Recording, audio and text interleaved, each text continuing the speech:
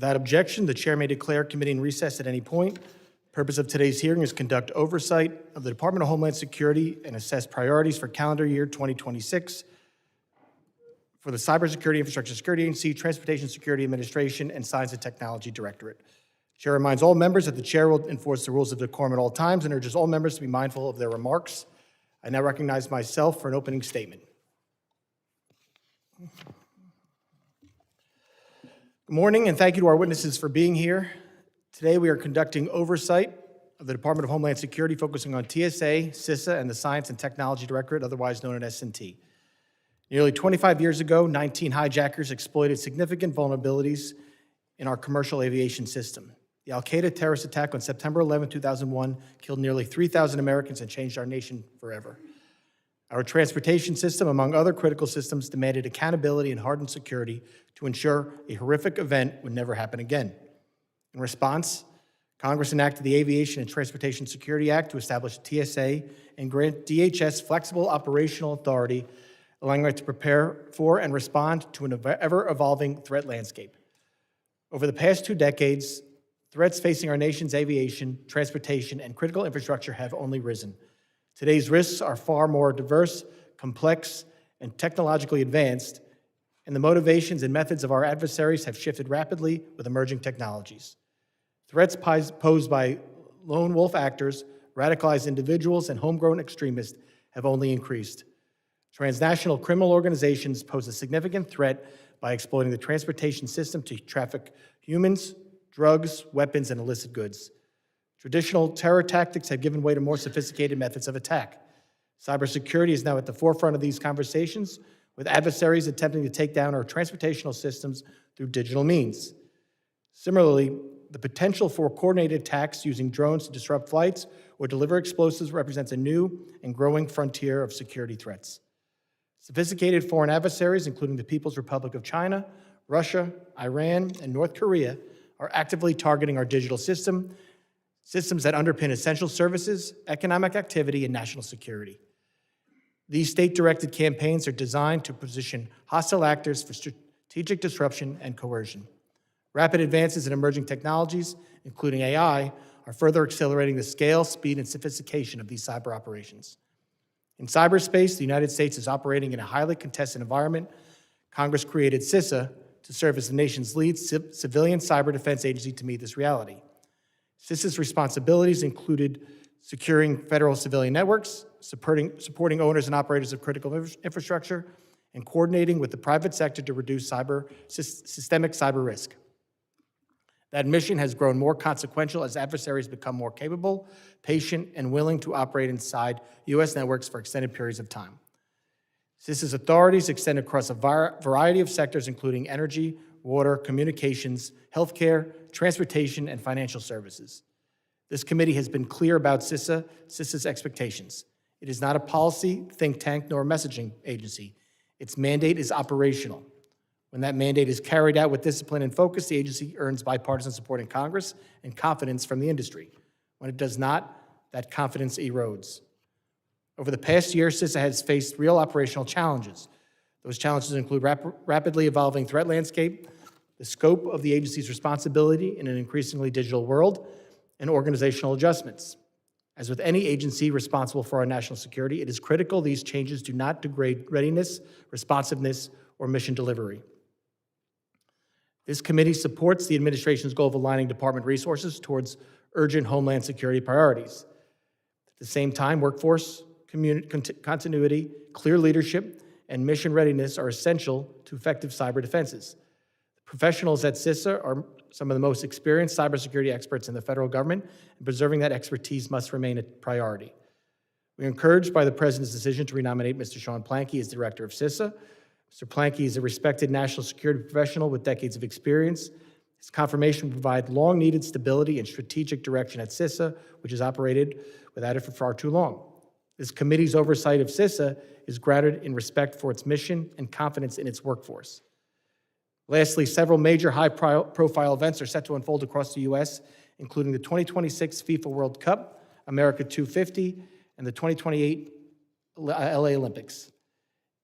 These events will only increase the volume and complexity of threats facing the homeland and DHS must be prepared to respond. Trump administration, to its credit, has taken strong steps to prioritize strengthen our nation's security systems. However, modernization of TSA, CISA, and S&T will require sustained congressional support.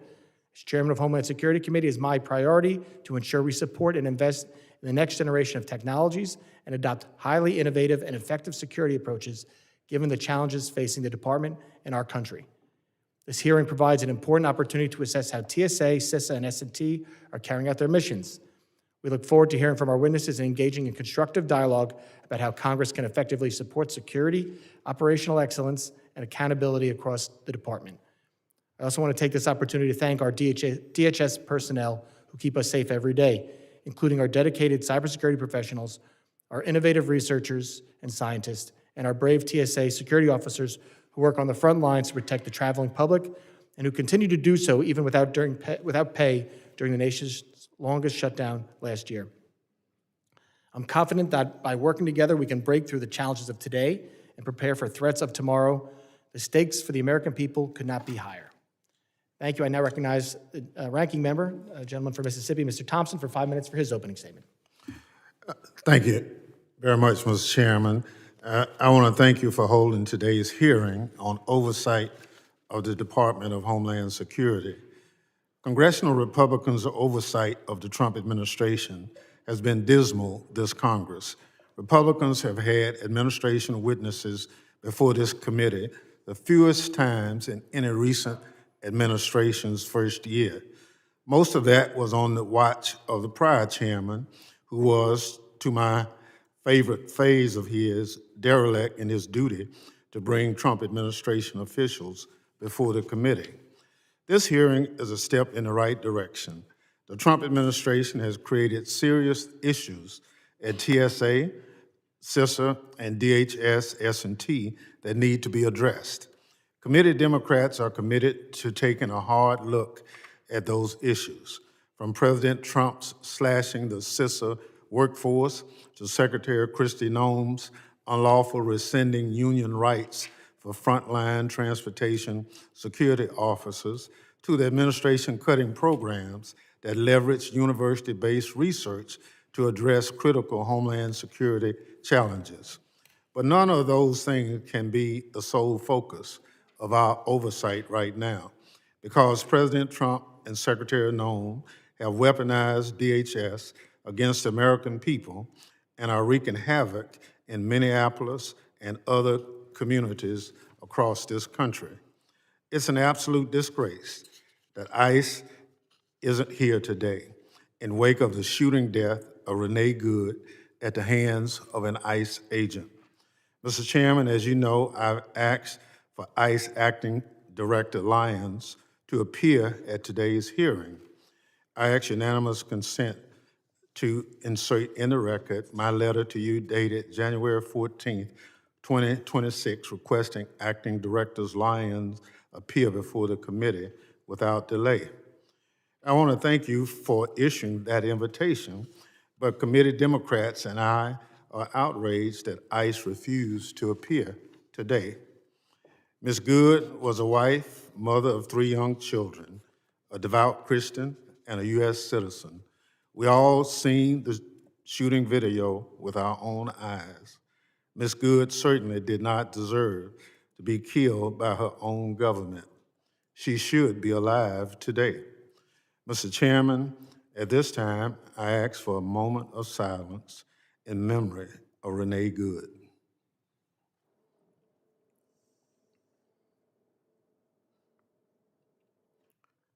Thank you. Mr. Chairman, in the wake of Ms. Good's killing, ICE has an obligation to appear and answer members' questions. Her tragic killing needs to be thoroughly investigated, and everyone involved, from the ICE officer who pulled the trigger to the president and secretary who sent them to Minneapolis, must be held accountable.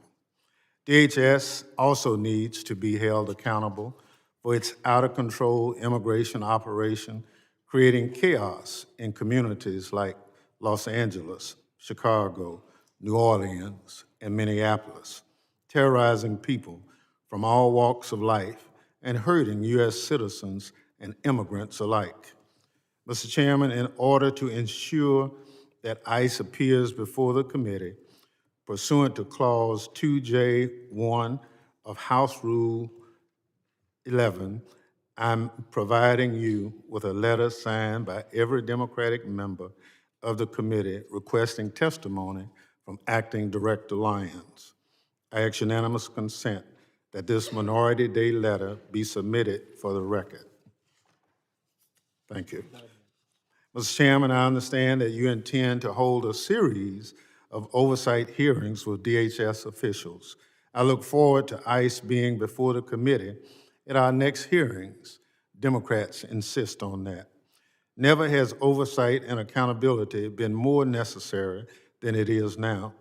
President Trump and Secretary Nguyen are doing real damage to this country and to the department that was stood up in the wake of 9/11 to protect Americans from future attacks. Unfortunately, President Trump and Secretary Nguyen have established a corrupt, above-the-law culture at DHS, and Nguyen has enriched herself and her allies at taxpayers' expense.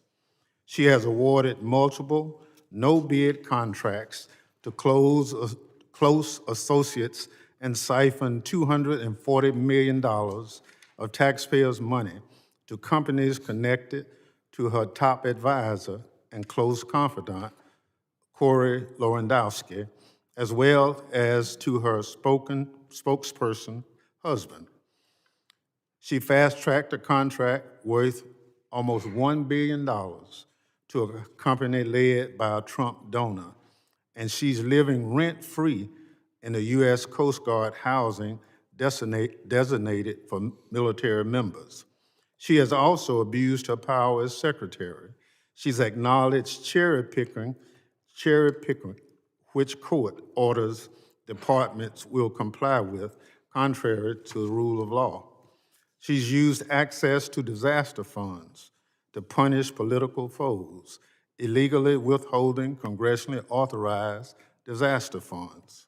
She has obstructed congressional oversight, barring members from visiting ICE detention facilities and refusing to respond to oversight letters and requests.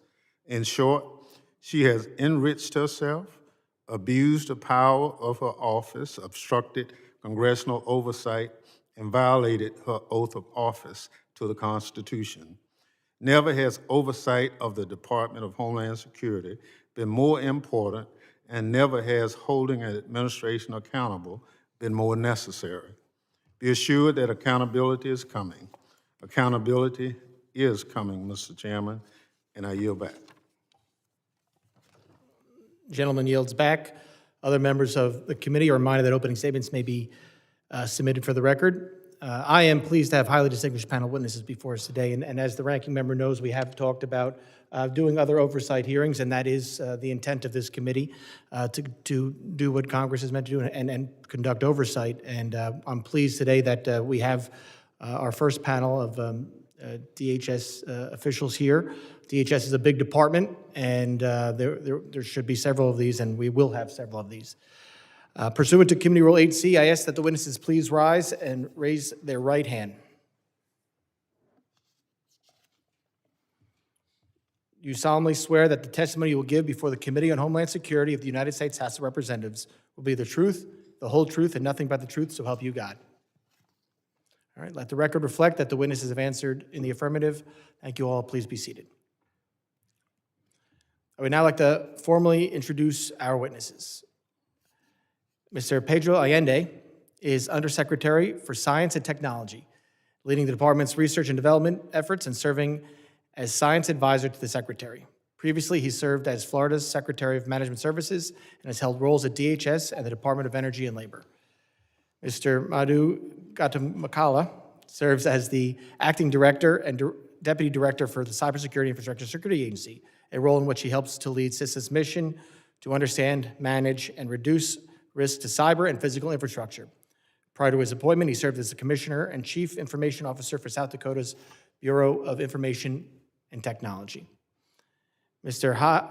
Nguyen McNeill is Deputy Administrator of the Transportation Security Agency, a role in which she is performing the duties of administrator to advance TSA's mission to secure the nation's transportation system and improve operational effectiveness. Previously, she served as acting president, commercial, and vice president of digital identity growth at Big Bear AI. Ms. McNeill also served as TSA chief of staff from 2017 to 2019. Thank all the witnesses for being here today. I now recognize Mr. Allende for 5 minutes to summarize his opening statement. Thank you, Mr. Chairman. Chairman Garbarino, Ranking Member Thompson, and distinguished members of the committee, thank you for the opportunity to appear before you today. I am honored to serve as Undersecretary for Science and Technology at the Department of Homeland Security, and I appreciate the committee's continued oversight and engagement with our work. The Science and Technology Directorate plays a unique role within DHS.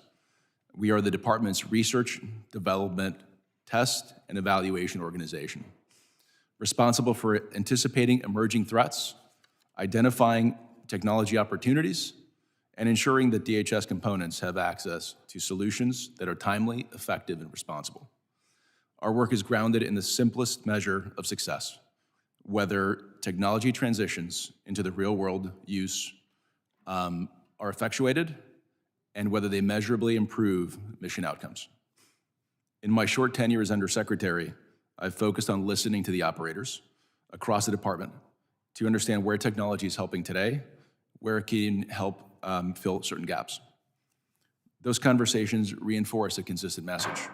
Technology must be operationally relevant. It must be rigorously tested and delivered with discipline. Research alone is not enough. Capability must reach the operators in the field. To meet that standard, S&T works closely with the components from the earliest stages of development, and we assess emerging threats, evaluate existing commercial solutions, and apply systems engineering and test and evaluation to reduce risk before acquisition decisions are made. When a private sector solution can meet mission needs, that is our preference. We prioritize adopting those solutions and adapting them in order to accelerate delivery to the field, and frankly, to steward taxpayer dollars effectively and responsibly. At the same time, the threat environment facing our homeland is increasingly dynamic and technology-driven. From unmanned aircraft systems to cyber-enabled threats to risks to critical infrastructure, S&T's role is to look ahead while supporting today's operations. And that means engaging with industry, with academia, national laboratories and FFRDCs, and interagency partners to ensure that DHS remains prepared for the future without losing focus of today's challenges. Ultimately, my goal as Undersecretary is to ensure that S&T remains a trusted partner to DHS components, one that delivers capabilities that work in the field, supports informed decision-making, and strengthens the security of the American homeland.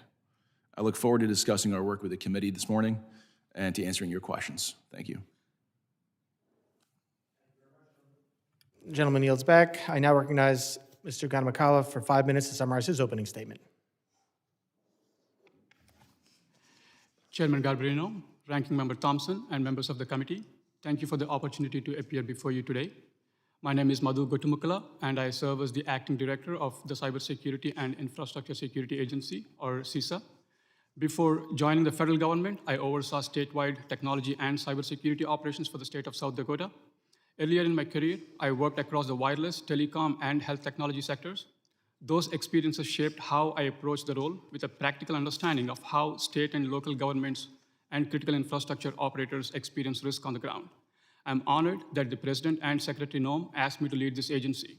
Since arriving last May, I have been proud to see the professionalism, talent, and deep mission commitment of the CISA workforce each and every day. I'm also grateful for this committee's continued bipartisan support and for the authorities Congress has provided to enable CISA's mission. Over the past year, and under President Trump's leadership and Secretary Noem's guidance, CISA has remained squarely focused on the mission Congress intended when the agency was established, that is, supporting, strengthening, and securing the nation's critical infrastructure from cyber and physical threats. That mission is operational and outcome-driven. Every day, CISA's people work to protect the financial systems, safeguard pipelines, and ensure the digital and physical infrastructure Americans rely on can withstand disruption. In 2025, CISA made meaningful progress in an increasingly aggressive threat environment. We strengthened our ability to detect and respond to cyber threats, deepened collaboration across government and industry, and shared threat information and mitigation guidance faster and in more integrated ways. As a result, CISA supported more than 4,000 victims of cyber incidents, published over 1,600 cybersecurity products, shared more than 2,500 threat and incident reports, and triaged over 30,000 incidents through our 24/7 operations center. These efforts reduced real-world impact and helped ensure Americans could continue to rely on the essential services.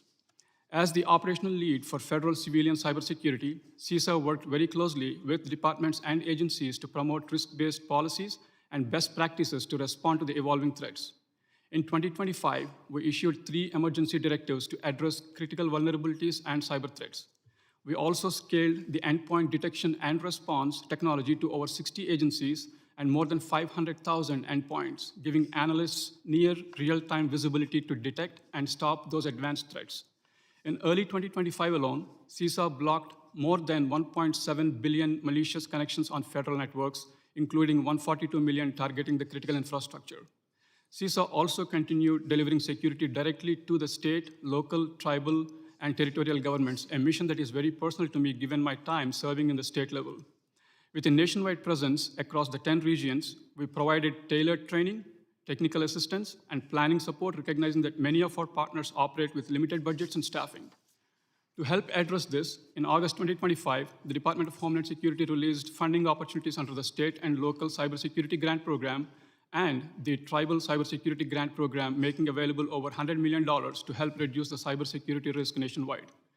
Physical security remains a no-fail mission for the agency.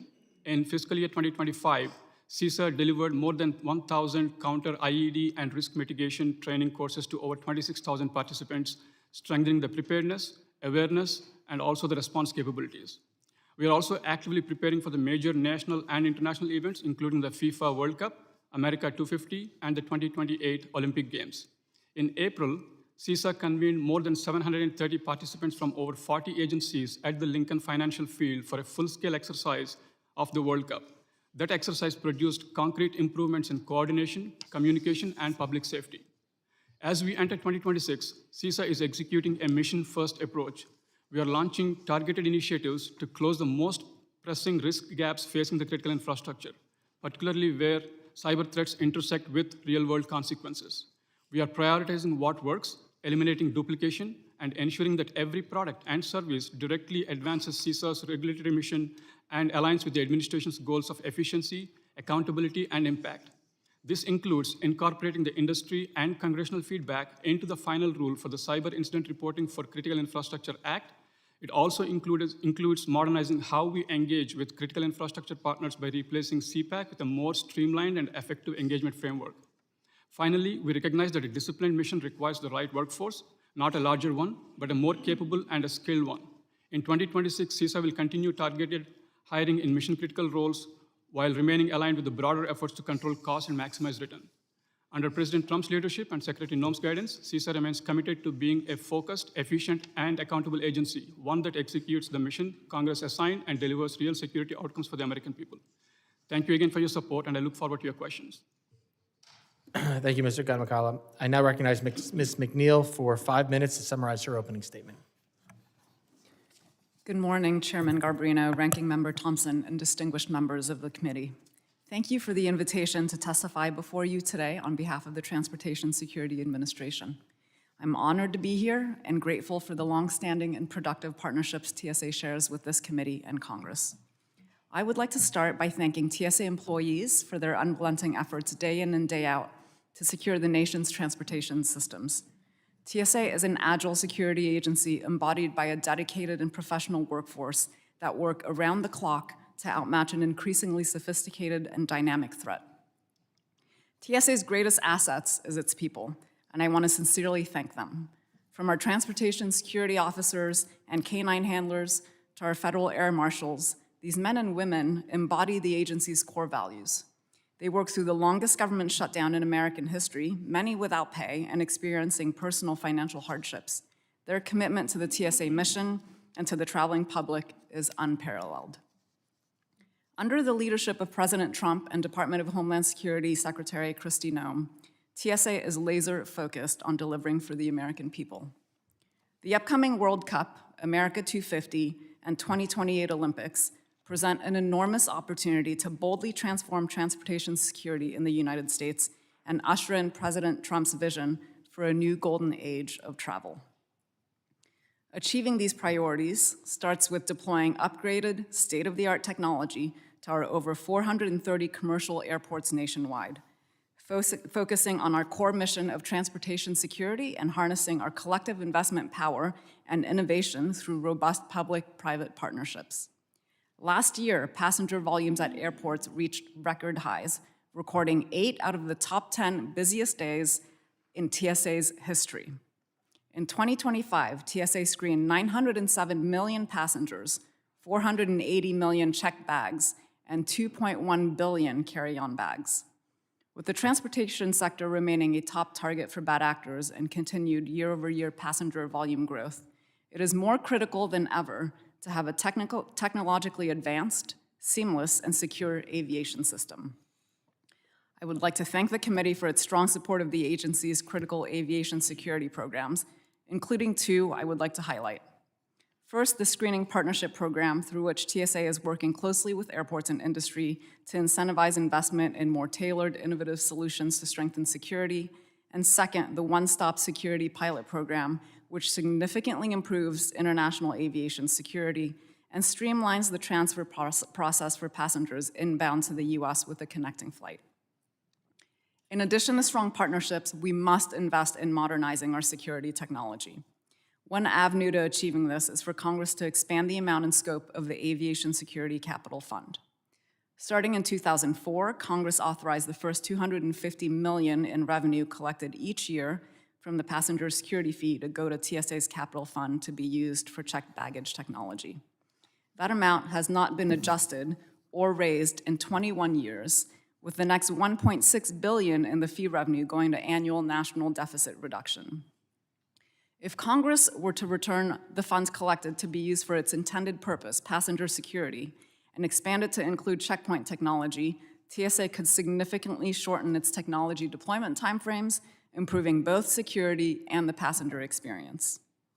TSA is committed to making the airport experience smooth and stress-free for the traveling public, including military personnel and American families traveling with children. Last year, we established the Serve with Honor, Travel with Ease program, which provides screening lanes for active duty military personnel and their families, as well as the Families on the Fly program, with dedicated lanes for families.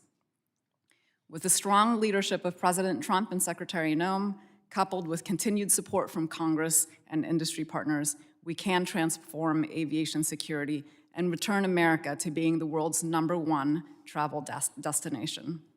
Chairman Garbarino, Ranking Member Thompson, and distinguished members of the committee, it is a privilege to testify before you today. I thank you for your support of TSA and look forward to your questions. Thank you, Ms. McNeill. The committee I will now recognize myself for 5 minutes of questions, but I want to, because it's an oversight hearing and I want to make sure everybody can ask their questions. I will entertain unanimous consent at the end, like we did last time, so we will accept them all, just we want to do it at the end, so there's enough time for everyone to ask questions, because we do have a 2 o'clock, very important 2 o'clock hearing that Chairman Guest is running, so I want to make sure that that starts on time as well. So I will start.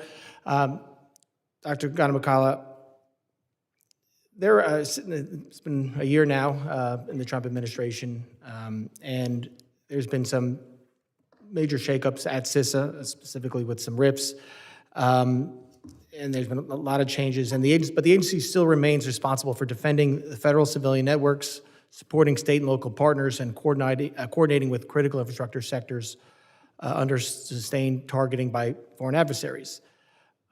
I have said it publicly, I know a lot of other members on this committee have said it publicly, that any organizational restructuring must reinforce CISA's ability to execute its core mission and should be done so in coordination with Congress. There have been reports that there are planned reorganization efforts for CISA.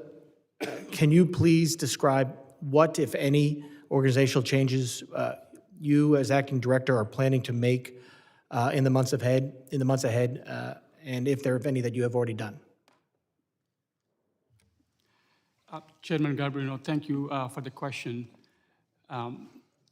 I want to start by saying that CISA is trying to get back on its mission, which is protecting the critical infrastructure security from physical and cyber threats. CISA is a young agency, and we have grown, and as we continue to mature, and as we are rescoping, as you have suggested, sir, we do have a lot of changes in the last year, but we do not have or planned any organizational changes, and but we are continuing to look at how we rescope our existing work that we have, and so that we can get back on our mission of protecting the critical infrastructure. And if there is any organizational changes, I will assure that we will communicate with you. So as of now, you don't have any planned reorganizational changes that will be coming to CISA? That's correct, sir. Okay. And I just wanted to reiterate, you just said you will be sure to notify Congress of any intents to reorganize CISA. Absolutely, sir. We want to make sure that our resources are aligned with the statutory authorities that you have given us, and we will make sure that we'll work with you. Wonderful. Do you have the proper staffing right now to fulfill CISA's mission? Chairman Gardner, thank you for the question. We have the staff that we need for the mission that we want to protect. So yes, we have, and like any other situation, we do have our regular attrition. We use our hiring authorities to make sure that we go back and get back to our mission, and we are protecting the nation every single day. And you are in the process of hiring for specific positions right now? We have, we always use our hiring authorities that we have, sir, and we are making sure that we have the right skills and the right talent that we need across our mission areas. Okay, thank you very much. I want to follow up also, the Cyber Incident Reporting Critical Infrastructure Act, or CIA, was signed into law nearly 4 years ago. I was one of the co-leads on it. And the final regulations were supposed to be in October of 2025. The deadline has now slipped to May 2026. I'm happy with that, actually, because a lot of us did not like what was coming out of the rulemaking. There was supposed to be, I remember the secretary last year said that there was going to be a possible ex parte process to update the rule. I just want to know, where is CISA right now in the rulemaking? Has there been an ex parte process? Are they getting closer to the congressional intent that we had when we passed the bill originally? Chairman Garbino, thank you for the question. The CIRCIA that you are referring to, the Cyber Incident Reporting for the Critical Infrastructure Act of 2022, what it does, sir, is it requires the covered critical infrastructure entities to report any significant cyber incidents, ransomware payments to CISA, so the government can identify threats faster and assist victims more effectively, and be able to warn others before the attacks are spread. I'm going to interrupt you because I'm running out of time, but I want to make sure. Is it on schedule to come out, and have you been working with the private sector to address the concerns that came out in the original rulemaking process? Chairman Garbino, absolutely, we are working very hard to make sure that we are getting towards the closure line. We did not miss the deadline due to inaction. It was a deliberate decision driven by substance. Some of the key drivers are we have about 280 plus detailed public comments, and we have the stakeholder engagement that is ongoing and extensive. And we want to make sure that the protection for companies is there, and we are making sure that there is not a burden on the people that are making those requirements. I appreciate it. I've run out of time. I now recognize the ranking member for 5 minutes of questions. Thank you very much, Mr. Chairman. Kind of taking off on where you started off with respect to CISA staffing. Congressman McCall and myself supported CISA becoming a part of DHS for all the right reasons. And you said there are no organizational changes, that you're able to accomplish the mission. How many vacancies do you have right now in CISA? Sir, our headcount as of Ranking Member Thompson, thank you again, question for, we have about 2,400 plus employees at CISA, and we have the required workforce that does the mission support every day. I need the numbers. How many are you short? We have the normal attrition like any other federal agency, sir, which is 7.5% approximately this past year, and that is significantly less than the previous prior years and as compared to the other federal agencies as well. But in general, we have the required authorities to make sure that we go back to our hiring authorities and be able to hire the required talent. I appreciate it, but your staff has been cut by 1/3. Is that not true? Ranking Member Thompson, what we had is a workforce transition program, and people who left the organization, they participated voluntarily. And we have the required staff that is supporting the mission that we do. I'm sure you're going to say that, but I'm just trying to get to a number that you started with and what the president cut. I mean, it should be easy for you to just come up and say, I lost 1/3 of my people, but I'm able to accomplish the mission. Understood, sir. Ranking Member Thompson, the way, let me clarify this. As of January 20th, 2025, our CISA workforce was 3,389 plus. At the end of December, we were at 2,389, and we have the workforce transition, like I said, and we have the normal attrition, but like I said, the way we are supporting back on mission is to make sure that we are protecting our critical infrastructure from physical and cyber threats, and our divisions are properly equipped, and we are making sure that we are aligning our existing resources to the rest. Thank you very much. But you provided a November memo that said, contrary to what you're telling the committee, so we will send a letter to you asking for the specific numbers that you're short, and just tell us. That's the only thing.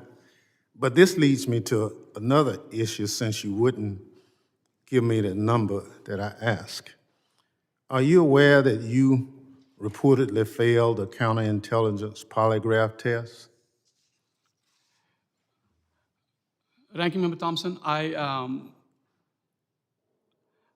do not accept the premise of that characterization, and I'm not going to discuss the testing outcomes or clearance matters in an open session. Those issues are handled through the DHS adjudication processes, which are currently underway. Did you fail the test, yes or no? So like I said, I do not accept the premise of that characterization, and I understand why people ask that question, and I'm mindful that situations like this affect people, which is why I'm respecting the process and keeping the mission steady, sir. Yeah, but you know, you're in a very sensitive area, and CISA is important to us, and I think we need to have people who are in that space that pass the standard test. So, I mean, we'll pursue that a little later, but I was just looking for a yes or no answer. If you took the test and passed it, fine. If you didn't, that's a problem. But I can't get an answer one way or the other out of you, and we'll go forward with that. Are you aware of the chief information officers at CISA that you are at present trying to get rid of or have gotten rid of? Ranking Member Thompson, thank you for the question. Individual personal matters are not made, the decisions are not made in vacuum. It is a leadership level at the highest levels, and we work according to how we see the roles fit, but I'm not here to comment on. I understand. Last question, Mr. Chairman. Are you aware of a SCIF being planned and paid for by DHS to be built in South Dakota? Ranking Member Thompson, thank you for the question. I don't know the full specifics of who is building, what is building, but I think it is not federally funded by us, which means we will probably be supporting in terms of like any other SCIF that we have, irrespective of what the location is. So you don't know anything about it? Yes, sir, of course, I know that there is propositions for a SCIF like any other location. Mr. Chair, I'll follow up with some more questions for the witness. I yield back. Chair recognizes himself for 5 minutes. Let me just say first, when I was chairman of this committee, 2015, we passed the Cyber Information Sharing Act, the ranking member and I did together. It's been a very bipartisan issue. 2018, we passed the Cybersecurity and Information Security Agency permanent authorization. And the reason why I'm going through this legislative history, it's very important to know what is still authorized today and what is not. One of the most critical pieces of CISA, as we imagined in Congress, was to share information with the private sector, not only to the private sector, but from the private sector, which holds about 80% of the cyber threat information. Would you agree with that, sir? Yes, sir. Yeah, so that was vitally important as the authors of this agency, and we had quite a battle with, I have to say, with House Intelligence over whether this should be warehoused under the National Security Agency, which is not a civilian agency to interact with the private sector. We thought a civilian agency would be the better fit. I like to think that we were right about that. But then the goal was to expand the capabilities so that you could meet those requirements. Do you feel that you have those capabilities today? Sir, the CISA 2015, the Cybersecurity Information Sharing Act of 2015 that you're referring to, it provides the legal foundation for cyber threat information sharing between the federal government and the private sector, and it remains one of the most important authorities for defending the U.S. Critical infrastructure against increasingly sophisticated cyber threats. Okay, so now let me go back to the authorizations, because this is really important for the committee members to know that now CISA, the agency, was permanently authorized, so there's no expiration. However, there is one on the Cyber Information Sharing Act, which was brought about by a compromise with various members who would not vote for it unless we put that expiration term in there. So as of now, it is no longer authorized. It was temporarily reauthorized in the CR, which will expire January 30th. So if I could correct myself, it will expire on January 30th of this year. Mr. Garbarino and Mr. Thompson introduced a reauthorization that passed in the Homeland Approach bill, but did not go to the Senate. It is not in the Homeland Approach that we're voting on this week. My question to you is, while you still have appropriations to the majority, I think, of your agency, I think if not all, to not be authorized, to have a lapse in authorization at this point in time where the cyber threat is far greater today than when Mr. Thompson and I first created the agency and the Information Sharing Act. In addition, coupled with the World Cup FIFA events coming up, the Olympics, and the anniversary or 250th anniversary of the Republic, how does that harm your efforts to protect the nation? Congressman, thank you again. Like I said, I personally support, and DHS also supports, the long-term reauthorization of the CISA 2015. And I understand that the act expires Jan 30th, and one of the strengths of CISA is the partnership and collaboration with the private sector, and the private sector understands that this will be extended through the continuing resolution. And like we have worked with Chairman Garbarino and the committee in the widespread information. If I could, my time's going to expire, but this is not your fault. This is Congress's fault. And it's incumbent. I think the House has done its job, but the Senate has not done their job on this.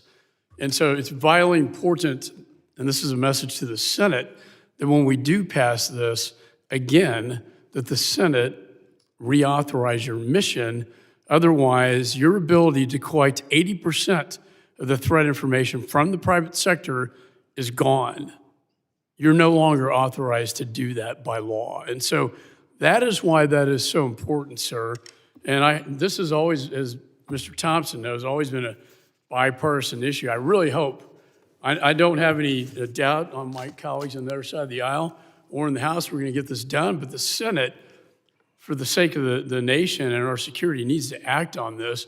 It is highly irresponsible, and quite frankly, it's just downright dangerous what they're doing. And they're playing games with something that's very serious. And with that, I now recognize, who is next in the queue?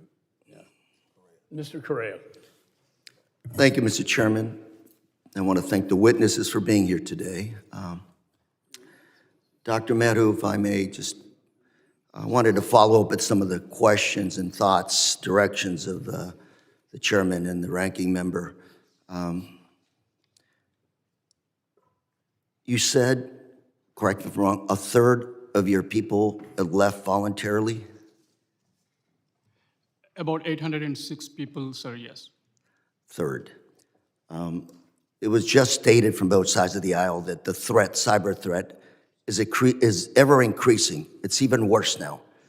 When I go home, I get stories from local vendors that they've been hacked. I get stories that they're essentially being held to ransom because somebody from outside the country has got to them. From that level up to Colonial Pipeline, cyber threats everywhere. Your agency lost a third of their staff. We're about to vote on a bill that cuts your funding by about $270 million. Is that correct, sir? Yes, no, maybe? You're under oath, by the way. Congressman, thank you. I appreciate the. Yes or no? I have to look, sir. You haven't looked at it yet. We have a president's budget of $2.5 billion. Are we about to cut your budget by $270 million? Vote to do that. Are we, yes or no? Yes or no? I don't have the We exact- are. Just watch the votes in the next couple of days. And yet you've said that you can still do your mission, your assignment to defend this country satisfactorily. Is that what you're saying? Yes or no? Congressman. Yes or no? Do we need more resources? Congressman, we are. Yes or no? Do you need more resources, sir? You're under oath. Congressman. Can you assure the public of this country that based on all these cuts, you've lost a third of your personnel, we're about to cut your budget, that you can still do your job? Yes or no? Congressman, thank you for the question. Yes or no? Sir, at any Thank time- you very much. I've got 2.5 minutes left. If you could answer that to me in writing later on, I'd appreciate it. Ms. McNeill, thank you for being here today. Quick history. TSA, Homeland Security. Department of Homeland Security was created as a result of 9/11, that cowardly attack on our country that cost us thousands of lives. We don't want to see that repeated again. If I remember correctly, hijackers, terrorists, broke into the cabin of a number of airline flights on that day, took command, control of airplanes, and used them as weapons against the United States. Is that correct, more or less? That's correct. Do you have the resources today to defend against something like that? We do, sir. Since the establishment of TSA, we've taken a concerted, layered approach to aviation security. Recently, if I may, Yes, sir. reassignment of some of your personnel to ICE and CBP over the last year or so. Is that correct? You've lost about 250 air marshals air marshals who are randomly on airplanes, on commercial flights, to prevent another 9/11 from happening. Those folks are now assisting in ICE removals. Does that not concern you? Or you think you're still okay doing your job of defending this great country against another hijacking attack? Yes, we do, Congressman, and the federal air marshals today are more agile than at any time before. Well, they're agile, but do you have the personnel to actually carry out your mission? Yes, and they are deployed based on risk on our flights. They also offer ground-based security, and yes, they do support our colleagues across DHS to advance the national security and transportation security mission. That includes our colleagues at ICE, as you mentioned, also the Secret Service. If I may, I have less than half a minute left. If you can answer this question for me in writing, you're focused more on investment in technology. I like the focus on trained personnel. Sounds like we're cutting back on personnel and trying to focus more on technology. I think it's a combination of both. But if you can explain to me how we can assure this country, our citizens, that they are safer today than they were back in 9/11. Thank you very much, Mr. Chair. My time is up and I yield. Gentleman yields back. I now recognize the gentleman from Mississippi, Mr. Guess, for 5 minutes of questions. Thank you, Mr. Chairman. Ms. McNeill, thank you for being here. Thank you for the dedicated men and women who serve under your command. Particularly want to thank you in light that those men and women worked for a period of 6 weeks without being paid, as my colleagues on the other side of the aisle chose to shut down the federal government. But they continued to come to work. They continued to protect the traveling people. So thank you for their professionalism, for their dedication, for their hard work, particularly in a time where you talk about in the statistics that you gave that last year passenger volume reached record high. You say in your opening statement that 8 of the 10 busiest traveling days were last year, and that the men and women who serve under TSA, that they screened over 906 million passengers, 480 million check bags, and 2.1 billion carry-on bags, all for 6 weeks without getting paid, continuing to do their duty to the traveling public. You also mentioned in your opening statements some challenges, opportunities that lie ahead.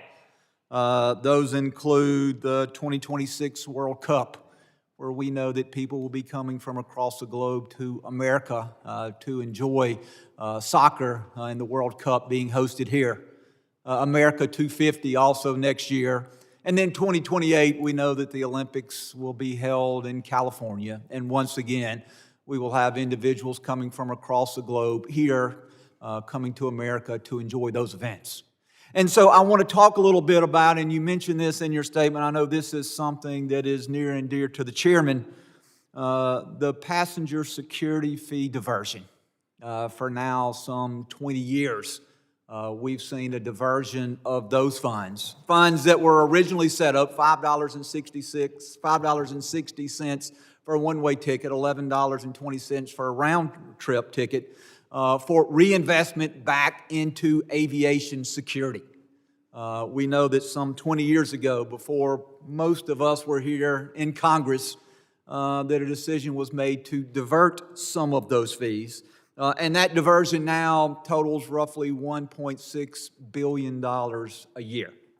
Also in your statement, not only we talk about the diversion of those fees, but we talk about the Aviation Security Capital Fund, which also was established some 20-some-odd years ago.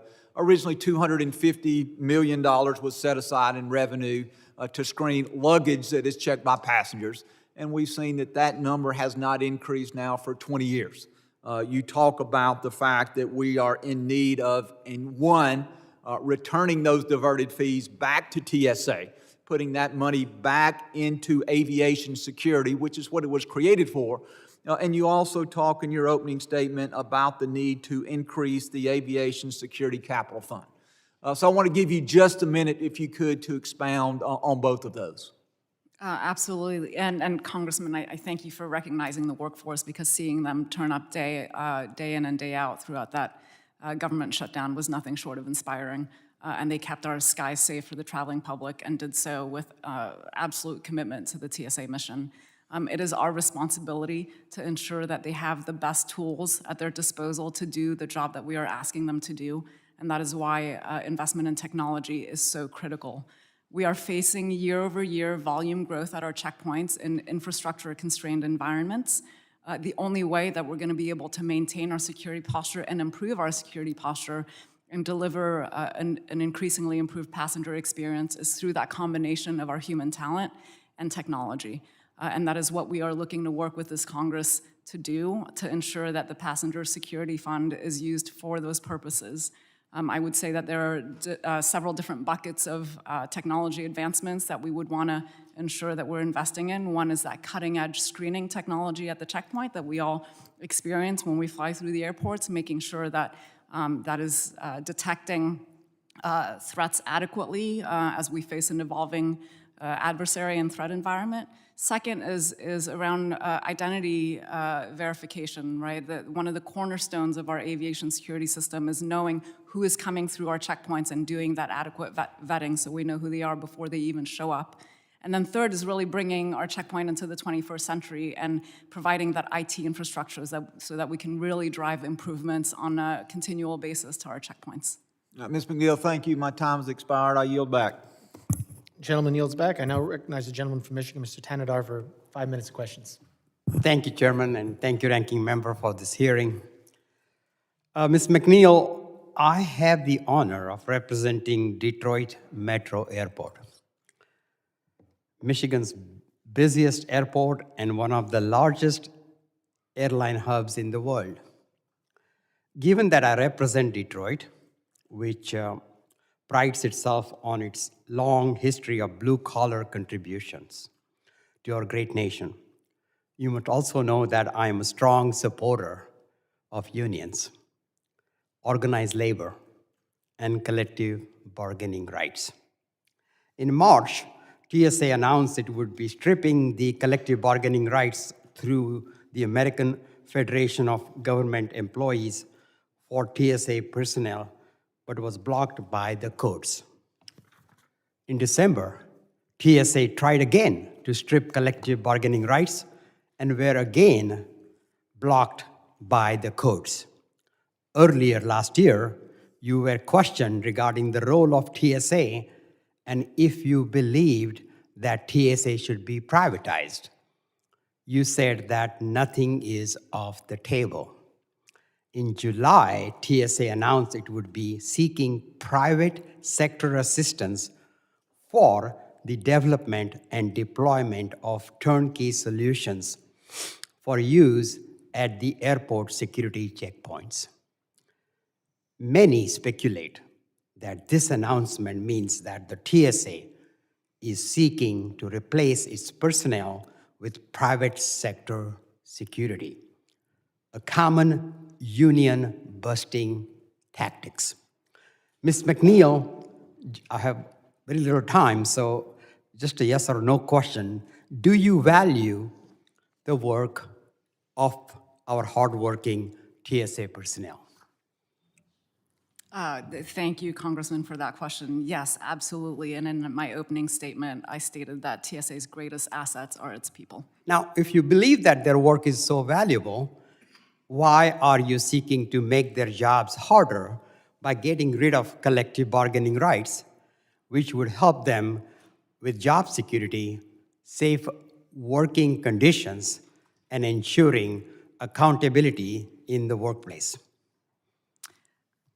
The existence of a collective bargaining agreement is inconsistent with the mission that TSA has to perform and the agility with which we need to run this agency. And our employees know that, and actually the accountability of ensuring that we don't have 200 personnel that are doing non-screening work is in place, and returning them to the checkpoint is actually better for our employees and the morale. Well, look, Time and again. Look, this is hardworking men and women. Yes, they They're are. it's a very stressful environment. They do their best to work as hard as to keep America safe. Look, it is a fact that workforce morale and retention increase significantly since the Biden administration expanded bargaining rights. The move to end collective bargaining rights is wrong, and I look forward to the courts to continue to block these attempts to harm the workplace rights of our nation's workers. Now, while I appreciate the TSA workers working so hard, I kept hitting a video that was kept showing every time I'm crossing the TSA line. Ms. McNeill, in October, a video of Secretary Noem blaming the government shutdown on Democrats aired at TSA checkpoints across the country. As I am sure you know, this was a blatant violation of the Hatch Act, which bars partisan activity using government resources. It also violates the Anti-Deficiency Act, which prohibits federal agencies from spending funds beyond what Congress has appropriated, since the TSA was operating without funds at the time. Ms. McNeill, why did you allow these blatantly political charged videos to play at TSA checkpoints across our country? Our responsibility at TSA is in part to inform the traveling public of what they can expect when they arrive at our checkpoints. And during the longest government shutdown, that was absolutely necessary to ensure that they understood the environment that they were coming into and the facts behind that environment. And the Secretary is very supportive of the TSA workforce I have and just our a mission. little bit of time. You have no time. Gentleman's time has expired. Thank you. And I recognize the gentleman from Florida, Mr. Jimenez, for his 5 minutes of questions. Thank you very much, and I'll try to keep this brief. Ms. O'Neill, have we ever had the capacity to put an air marshal on every single domestic flight in the United States? The deployment of federal air marshals. Yes or no? Have we ever had the capacity to put an air marshal on every single flight in the United States? No, that is not. No, how we okay, operate. that would be same as me as a fire chief, closing down a fire station every once in a while, then hoping a fire didn't happen in that area. So that's what I feel about the air marshal program. We're gonna have to have a lot more conversation about the air marshal program in the future. I don't have time right now. Second thing, Mr. Gottumukkala, I'm sorry if I butchered your name, sorry. Where does the Secretary of Homeland Security reside? In the NCR region, I think she's from South Dakota, okay? Don't you think that as a Secretary of Homeland Security, every once in a while she's gonna need access to a skiff?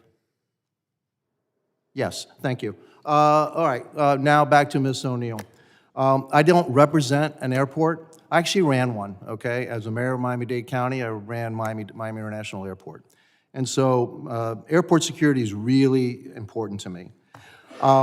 We talk about passenger fees and all that, and if we use the schedule you have right now, by what year are we going to have the things that you think are vital to our nation's security installed in all our airports? At the current pace of funding, Congressman, for our computed tomography technology, we're looking at 2042 and our credential authentication by 2049. 2049. I hope I'm alive. I don't know. It's going to get close. Okay, so how do they fund these security measures in Europe? In Europe, it's a vastly different construct than here in the United States. The regulatory bodies set the standards and put the requirements on the airports to. That's right. They put it on the airports. You know why they put it on the airports? Because they can get it done. All right?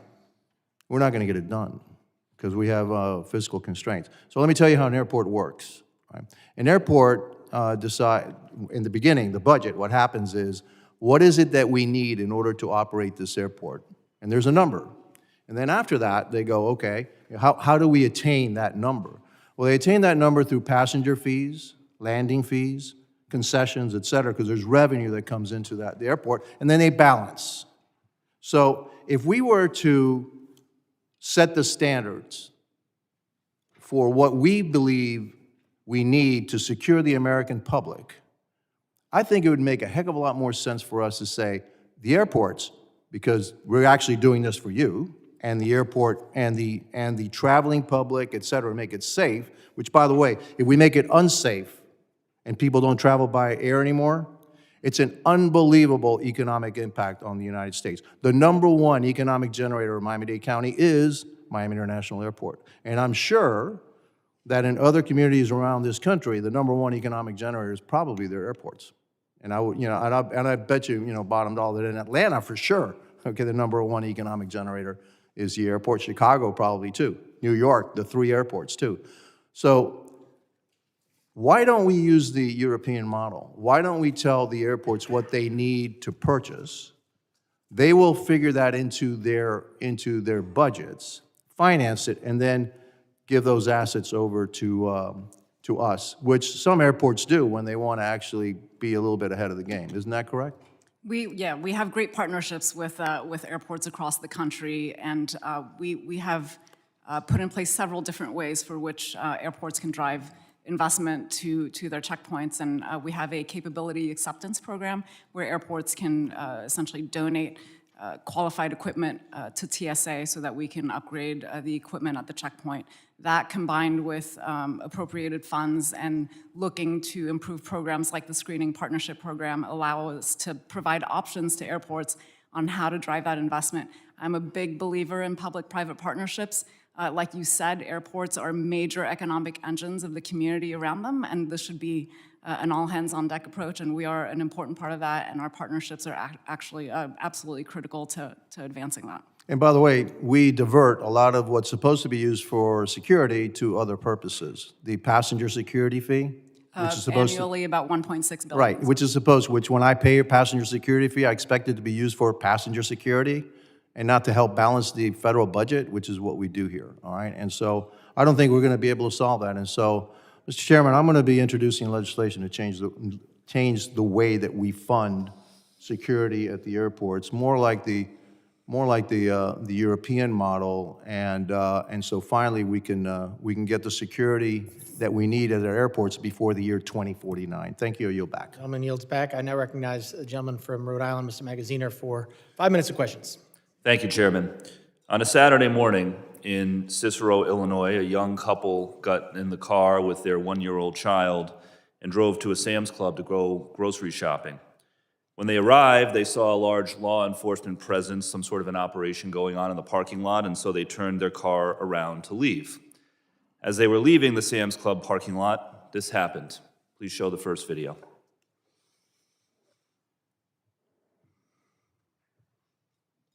Of what appears to be pepper spray thrown by a federal agent into Rafael Veraza's car. He says he was just pulling out of the Cicero Sam's Club parking lot with his window rolled down when the spray hit Veraza on the side of his head. Mama, you okay, Mama? You okay? Seconds later, he realized his daughter, 1-year-old Ariana, was in the back seat, also battling the chemicals. Veraza says she couldn't open her eyes and struggled to breathe. I had water to water down my face and basically water down her face because I didn't know the effects of the pepper spray towards her. Rafael says Ariana did not have to go to the hospital, but he did. He says the pepper spray hit him directly in the ear, which caused him to have a severe reaction with his asthma. When I got to the hospital, my heartbeats were at 263 per minute. Do you know how dangerous it is to spray pepper spray into a moving vehicle? Not only could that kill the people inside the car, it could kill other drivers and bystanders who might be hit by the vehicle. There is not a law enforcement agency in this country that teaches its officers to do that. In fact, in most law enforcement agencies, those officers would be fired. But not in Donald Trump's Department of Homeland Security. We don't know who these officers were or if they were disciplined in any way. All we know is that the White House keeps telling them that they have, quote, absolute immunity. Absolute immunity, pepper spraying a young family in a moving vehicle. And whenever we call attention to these kinds of abuses, the first thing the administration does is try to blame the victims. But this is a family of United States citizens. They weren't even protesting, they were just out to get groceries. And this keeps happening again and again and again. Show the second video, please.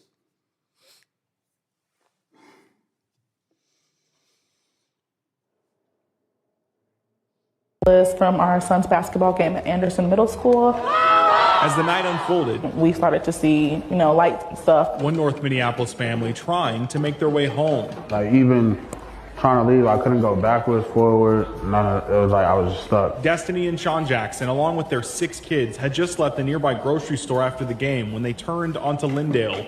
Sean says they tried to take a side street after they saw the crowds. There's nothing we can do if it's blocked off.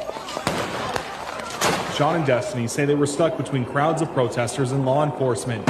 When law enforcement tried to disperse the crowd, All we heard was boom, and every airbag deployed. they say a flashbang went off near their car as tear gas enveloped them. And I was screaming to my oldest son, Sean. I'm like, get out, get out. Like, I can't, Mom, and I can't breathe. Destiny says bystanders pulled her into a home to check on her as she screamed that her 6-month-old child was still in the car. He was just like lifeless, like he had like foam like around his mouth, and you can see he had tears coming out his eyes. I was getting him out to mouth, and I remember stopping and I said, I will give you all my breath till you get yours back, because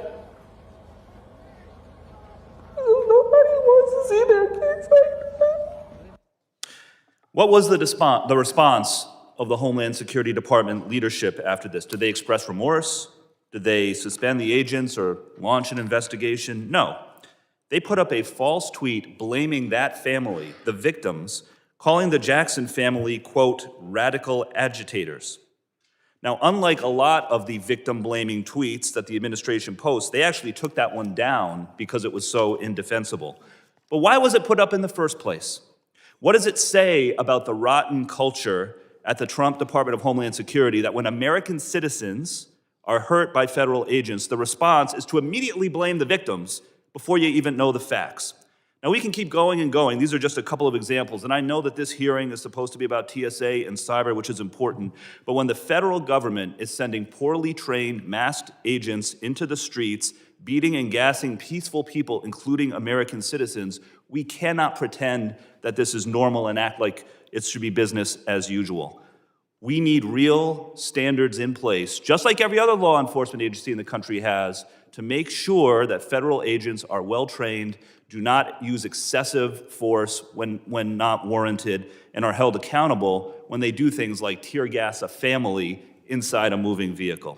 This has to stop. I yield back. Gentleman yields back. I now recognize the gentleman from Texas, Mr. Gonzalez, for 5 minutes of questions. Thank you, Chairman. Thank you, panelists. Director Gottumukkala, this, CISA isn't a small little agency that you just go to retire at. It's arguably one of the most important agencies in our government that most people don't realize what's happening.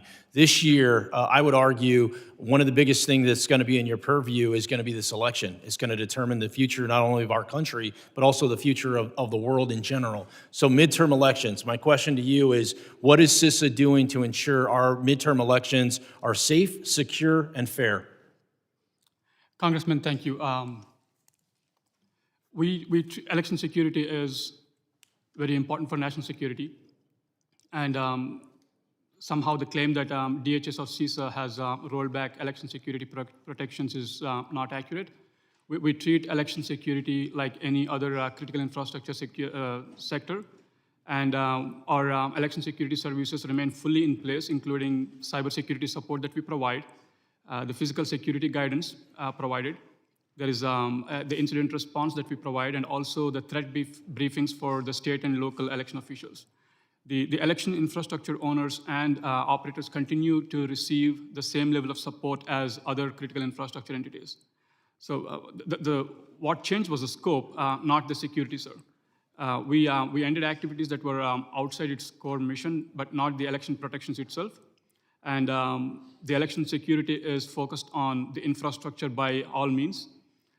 What it means is we are exclusively focused on defending the election infrastructure from any cyber threats, any physical threats, and also any foreign adversaries that are out there.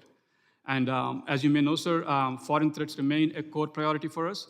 The nation-state adversaries continue to pose risks to our election infrastructure. And CISA, we are providing that threat intelligence. We are conducting that the vulnerability scanning to all our state and local infrastructure owners. And we are making sure that we are coordinating that incident response across the board. Election security remains integrated into CISA's broader cyber and physical security mission, sir.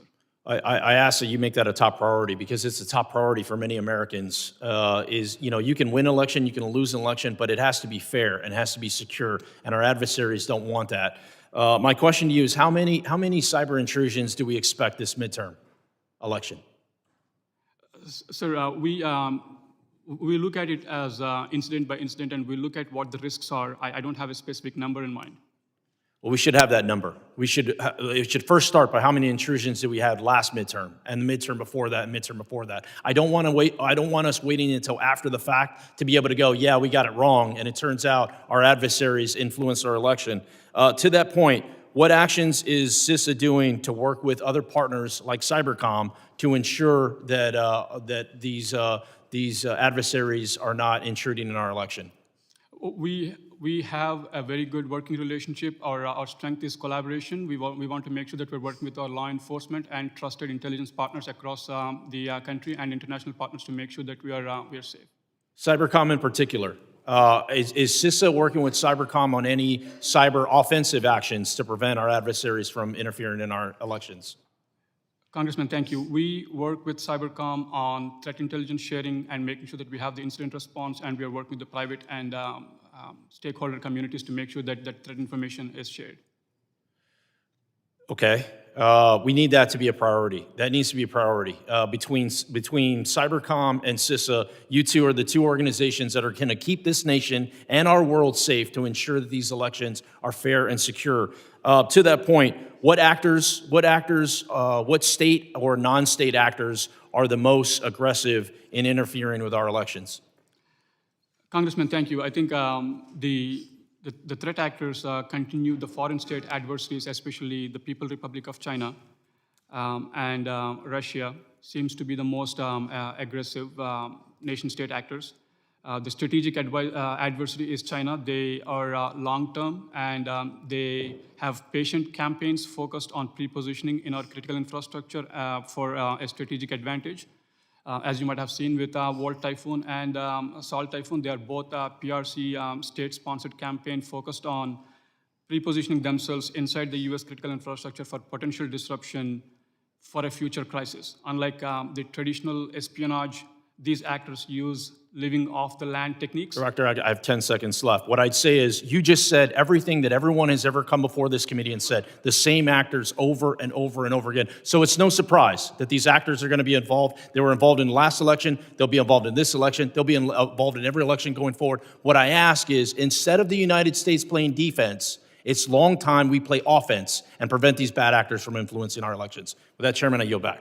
Gentleman yields back. I now recognize the gentlelady from Illinois, Ms. Ramirez, for 5 minutes of questions. Thank you, Chairman. And I do have a number of articles I want to enter into the record at the end. So as a Chicagoan, I know the terror that DHS can inflict with unlimited resources and unchecked power. You just saw some of that with what Congressman Magaziner just showed. Our constituents are being surveilled, they're being threatened, they're being tear gassed, and subjected to warrantless arrest. Rammed with vehicles, they're being kidnapped, and you've seen it, they're also being disappeared. Yet there are those in Congress who would still expand DHS's budget and ICE capacity to enact Trump's mass deportation agenda. And so I often get asked back in my district, how is this possible? How is it that they can behave this way? How can they tear gas a 6-month-old baby? Isn't Congress supposed to be a check on DHS? Well, first, I say to them that would require my Republican colleagues to agree that bringing senior ICE officials to testify before this committee is critical. And I do hear, Chairman, that that may happen in 6 weeks or so. I think it's far too late. They should be here right now. Secondly, that would also suggest that DHS is behaving in ways outside its design. Now, let me be clear. DHS and ICE, it's not rogue. Let me tell you why. Because from its establishment, Congress empowered DHS to violate our rights under the pretense of securing our safety. Who feels safe right now under DHS? DHS was intentionally established with an overbroad mission and unchecked power, which has been expanded by Republicans with a blank check, unlimited personnel, and no guardrails whatsoever. And Trump, with his authoritarian tendencies, is only making visible what so many communities have already known to be true.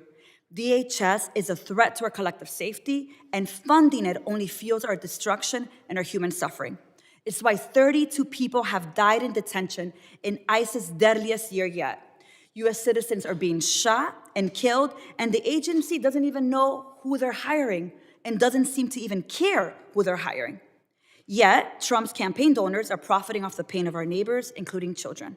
And so today I say enough. I am introducing today the Melt ICE Act that would prohibit DHS from using funds to detain or monitor immigrants, effectively limiting ICE's authority and ability to continue to cause pain and terror, while redirecting the funding that they have, taxpayer dollars that they're using to kill U.S. citizens, back into the communities impacted by ICE's terror through wraparound services. Because we know that DHS is being used as a weapon to be pointed towards anyone the government considers a public enemy. And fascism always requires a public enemy. So we must take the weapon away and hold those who have allowed our communities to be terrorized accountable. So let me get to the witnesses here. My understanding is that your agencies are working with ICE in some capacity under the Trump administration. Ms. McNeill, is your agency sharing data with ICE, yes or no? Absolutely, we are part of Got the it, that's Department of it. Homeland Yes or no, that's Security, and it, thank you. what we do. Ms. McNeill, I have a follow-up question for you. Why is TSA making life miserable for people that have every right to travel domestically and who pose no threat to aviation instead of focusing on your security mission? I don't agree with your statement, ma'am.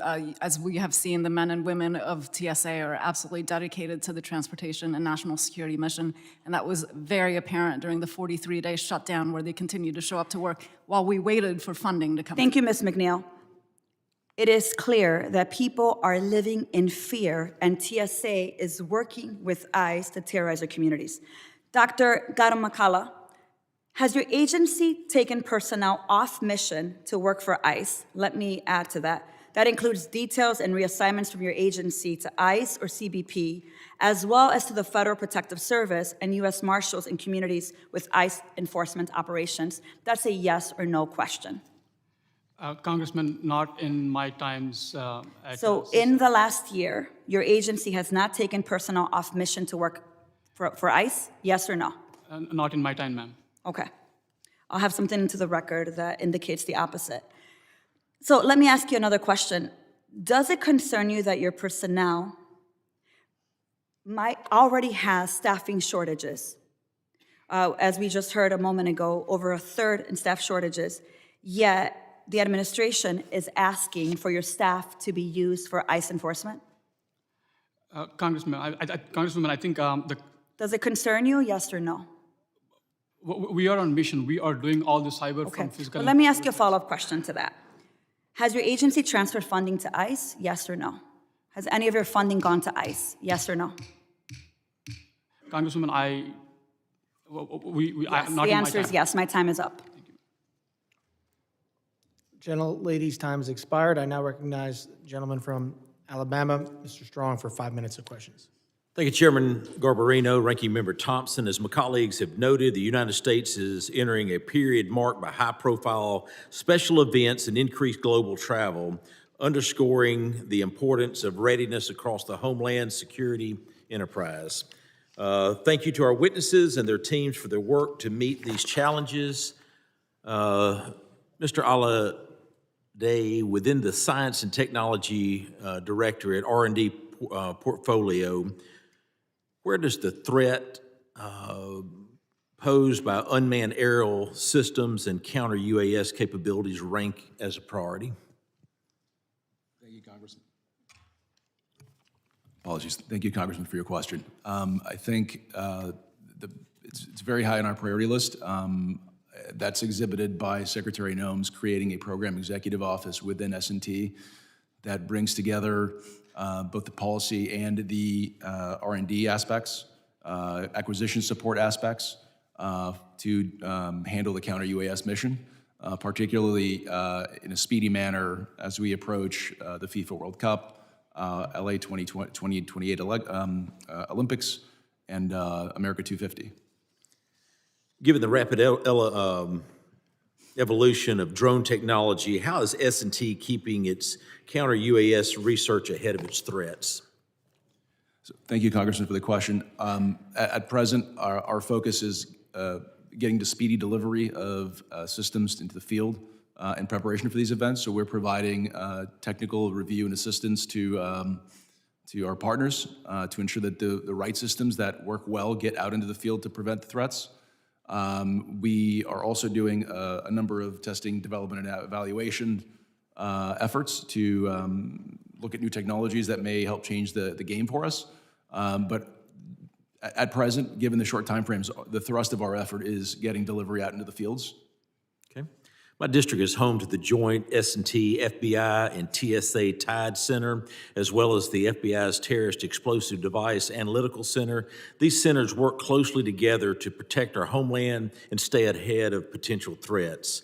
How does the FBI's expertise inform S&T's efforts at TIDES, and how does the collaboration enhance TSA's implementation of effective screening technologies? Thank you for that question.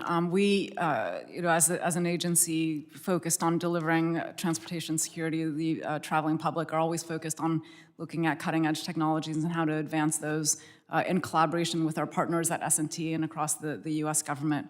The evolving threat requires us to always evolve our posture, and that includes technology. So, we look forward to our continued partnership across DHS to ensure that we're meeting that mission, but also to work with this committee and Congress to ensure that we've got the funding to be able to deploy that technology into the hands of our operators.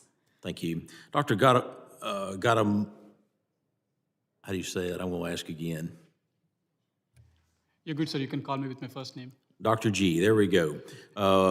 CISA was created by Congress with bipartisan support to protect national security. Unfortunately, the Biden administration transformed an agency once focused on cyber and foreign threats to critical infrastructure into an unaccountable censorship agency that pressured social media companies to take down speech protected by the First Amendment.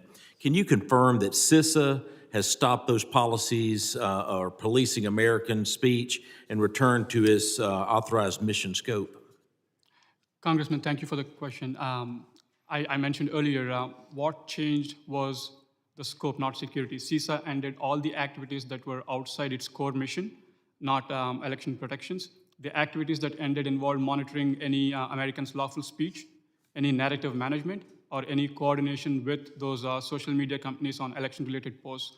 Those activities are not operational election security services. So we ended abuses, sir, not any protections that we do with election security.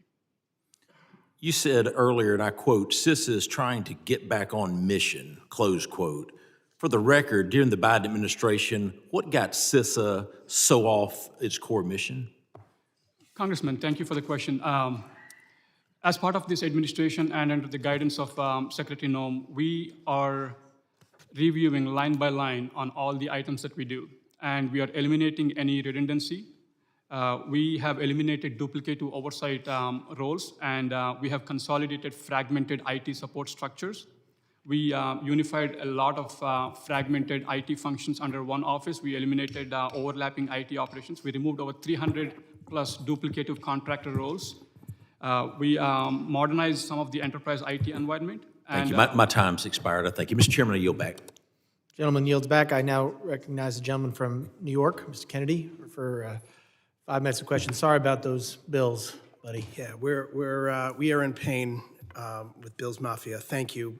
We're here to talk about some very important issues here, Mr. Chairman. I want to thank you for bringing this committee together today, but I am terribly disappointed both by the answers that I'm hearing, or the lack thereof answers, as well as the lack of ICE being here with us to answer some very serious questions. They should be here testifying under oath, answering pressing questions that all of us have. This committee needs answers from ICE. The people of this country need answers of what is happening across this nation. Like what happens to families like Renee Nicole Goods, who are left with a massive hole in their hearts because of this administration's lawlessness? And what credibility can investigation into this tragedy possibly have if it ends as quickly as it begins and scrutinizes everyone in Minneapolis except for the agent who shot her? And how many U.S. citizens and lawful residents have been swept up in the Trump administration's immigration raids? How many of them have seen their due process rights, those enshrined in the U.S. Constitution, willfully ignored? Why is Secretary Noem taking no responsibility for the violence she has brought to our communities? And how much farther is she willing to go to destroy the American dream as we know it? What critical DHS missions are being neglected at the expense of Secretary Noem's extreme immigration agenda? And that last question, I'd like to ask the witnesses in detail about reassignments away from your respective agencies in immigration enforcement missions. We know that Secretary Noem's taken thousands of federal personnel from their assigned duties, and it's felt acutely in my community in Western New York. My district has 4 bridges that connect New York and Canada, and yet many of these travel processing booths are empty because Secretary Noem is diverting resources from northern border communities. This drives up costs, takes away good-paying jobs, deters travel with our closest ally to the north, and makes things less safe. So I understand both CISA and TSA have had employees reassigned to oversee the Trump administration's immigration and deportation operations, along with its draconian crackdown on Americans exercising First Amendment rights. So Acting Director Gottumukkala and Deputy Administrator McNeill, how many people from CISA and TSA have been reassigned? Congressman, not to the knowledge of, I don't have the knowledge of any people from CISA. But your agency's been cut by over a third. The team participated in a voluntary, the workforce transition program, and we are working towards our own mission of making sure that we are protecting the critical infrastructure from cyber and physical threats. Ms. McNeill, how many of your employees have been reassigned? I'm not aware of any of our employees being moved over to ICE. And 250 air marshals you testified today have been reassigned. Is that accurate? That is not a reassignment. The federal air marshals are providing in-flight security for deportation flights, which is actually falls within their mission space. So outside of commercial flights, they have been reassigned to other flights. 250 air marshals have been reassigned. How can we assure the American people that flying in this country is safe post 9/11 if the air marshals that have been provided to do the work to keep them safe in the skies have been reassigned off of those commercial flights? Providing in-flight security for deportation flight keeps our skies safe, and I don't think that your number is accurate, Congressman, but we're happy to make sure that we get you that number. I believe that's the number that was mentioned in this testimony today. Do you believe that TSA employees have the right to organize, Ms. McNeill?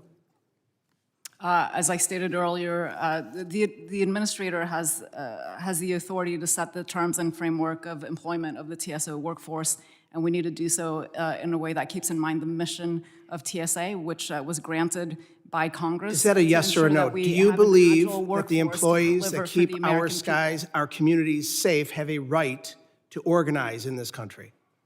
I think that is determined by the administrator, and actually what we are focused on is delivering aviation and transportation security for the American people and being a good steward of the taxpayer dollar. I will take that as either a non-answer or, quite frankly, it sounds like a no to me, which is very, very disappointing, disheartening, not just to this panel and to this committee, but to the rank and file working families that are out there protecting us each and every day. It is their right in this country to organize if they choose to do so. And quite frankly, it is an obligation of this government to work with them in a collective bargaining scenario to provide them the rights that they deserve. I yield back. Gentleman yields back. I now recognize the gentleman from Arizona, Mr. Crane, for 5 minutes of questions. Thank you, Mr. Chairman. I want to start by pushing back against my colleagues on the other side. You know, it's interesting to me, I've only been in Congress for 3 years now, but they clearly created this catastrophe. We warned about it in the last Congress, why the southern border was wide open and many of our visa programs were being completely exploited. Now you have 15 million people in the country. That's a figure they won't even argue with. And now the American people elected President Trump and this administration to go and solve the problem. And now, so they've turned on ICE, whose job is to get the criminals and these people out of the country, and so they've turned on ICE. We even have a member on this panel, again, who assaulted an ICE agent, and we wonder why this stuff continues to happen. And I didn't hear any of them talking about the deportations that took place under President Obama, who I believe was deporting even more people than President Trump has in his first year. Next, I want to turn to what this committee is actually about, and I want to start with CISA. Dr. Gottumukkala, under the Biden administration, censorship, deplatforming, and flagging speech of Americans they didn't like was very common and often reported. They censored American citizens who were posting about election integrity. They were also deplatforming anybody who talked about COVID-19 and its origins. Correct me if I'm wrong, Doctor, but I thought CISA was for protecting American infrastructure and cybersecurity. Is that correct? Why do you think CISA started, going after Americans for exercising free speech? Congressman, thank you for the question. You're absolutely right. Election security is focused on infrastructure. And CISA's election security role is focused exclusively on defending the election infrastructure from cyber threats and physical threats and foreign adversaries. And that includes any voter registration systems, election technology, and supporting systems, not speech or content moderation. And precisely why I keep saying is that what changed was the scope, not the security. We ended activities that were outside its core mission and not election protections. Those activities that involved monitoring any American's lawful speech and narrative management. And you rightly said, sir, coordination with social media companies on election-related posts. Those activities are not operational election security issues. Thank you. Thank you. Sorry, I got to cut you off. I got more questions. I want to turn to Ms. McNeill with TSA. On July 8th, TSA ended its shoes off policy, which was obviously in place because we had, incidents like the shoe bomber that tried to bring a bomb in his shoe on board an airplane. Why was that policy ended, Ms. McNeill? Thank you for the question, Congressman Crane. At TSA, we're continually looking at the risk environment that we operate within and improving our standard operating procedures and operations at the checkpoint to reflect that risk picture.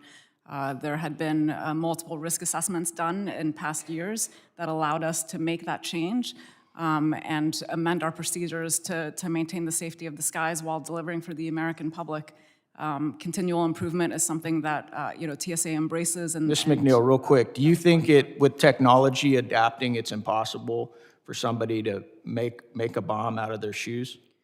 The way that we approach security is to deploy multiple different layers of security and pieces of technology to ensure that nobody can essentially game the system.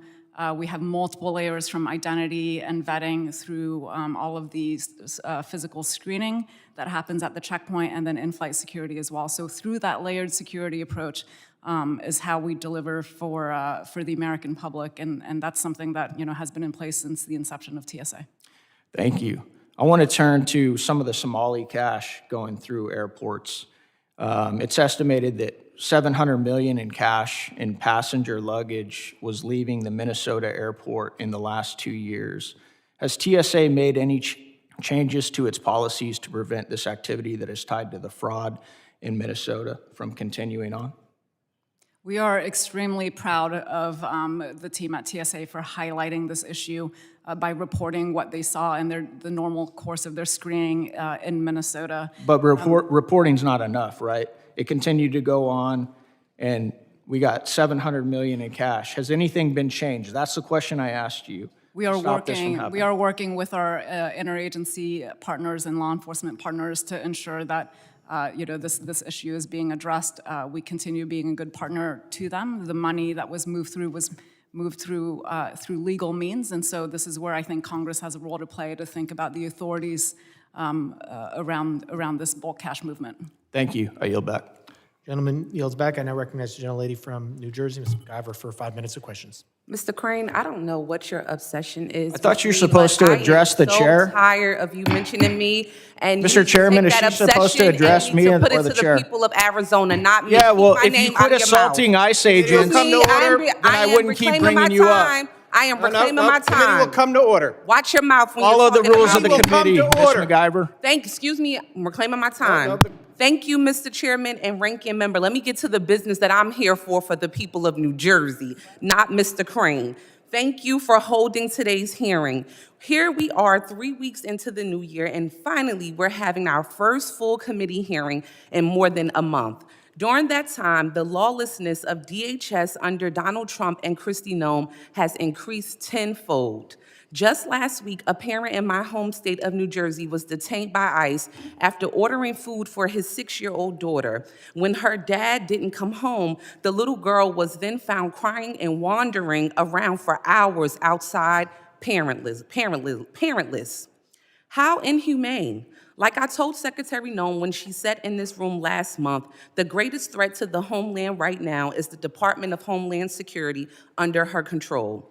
Unfortunately, the Republicans, like Mr. Crane, in control of Congress, are not up to the task. In the face of the administration's appalling escalation of violence, the majority has set up this hearing with a random assortment of DHS leaders who are not the ones we really need to hear from in this moment. I join my colleagues in demanding that we bring ICE's acting director, Todd Owens, before the committee as soon as possible. Respectfully, Mr. Chairman. That would be just the start of providing the accountability and change our constituents are demanding of us right now in this moment. Now, since having administration witnesses is a rarity this Congress, I do want to talk a bit about TSA. Acting Administrator McNeill. I want to note that I am the top Democrat on the Transportation and Maritime Security Subcommittee, but this is the first time we have met. In fact, this is the first time we have had a single TSA witness before the full committee or any subcommittee this Congress, even as the majority is embarking on an effort to reauthorize the agency. Ms. McNeill, as with other DHS components, this administration has been lawless in its direction for TSA. Last month, Secretary Noem tried to abolish the workforce's collective bargaining rights in a blatant defiance of a court order to keep them in place.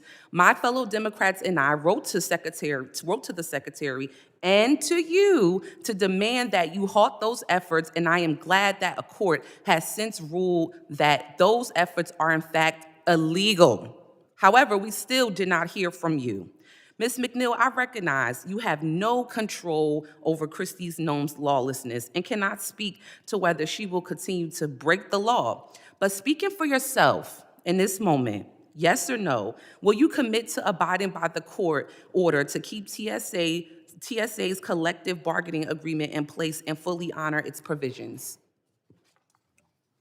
Every step that the Secretary and that we have taken has been in compliance with the courts. Is that yes or no? I'm speaking on behalf of you, not Secretary Noem.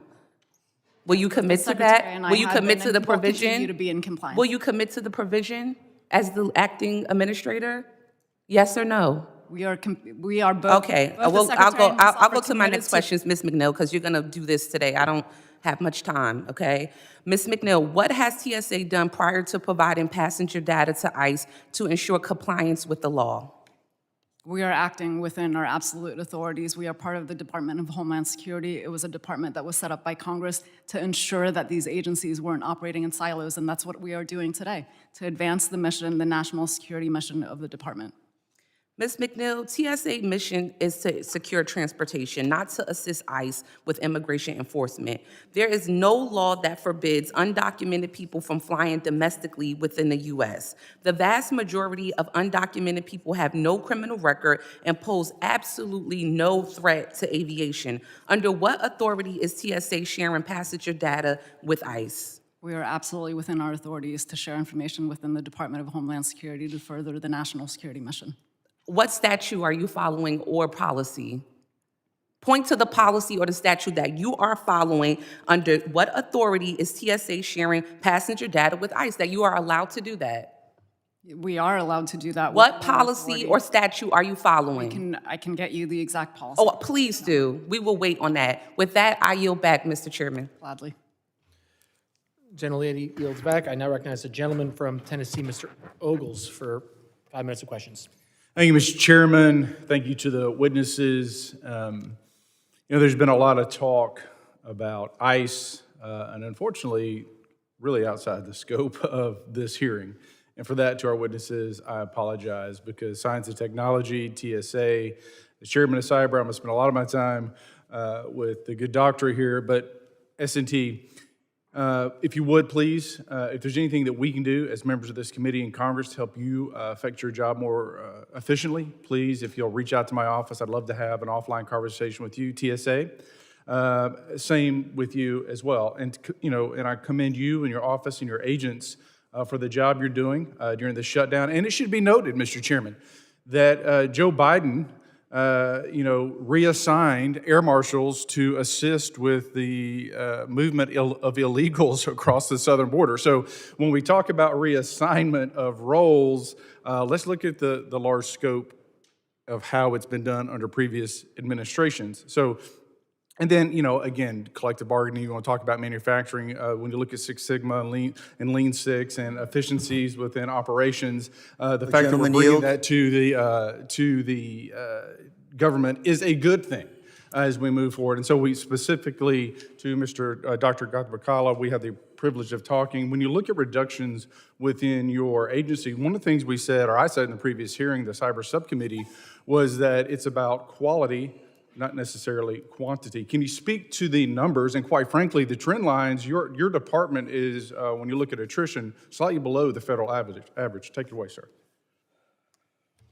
Thank you, Congressman. Gentleman yield. I do not. Thank you.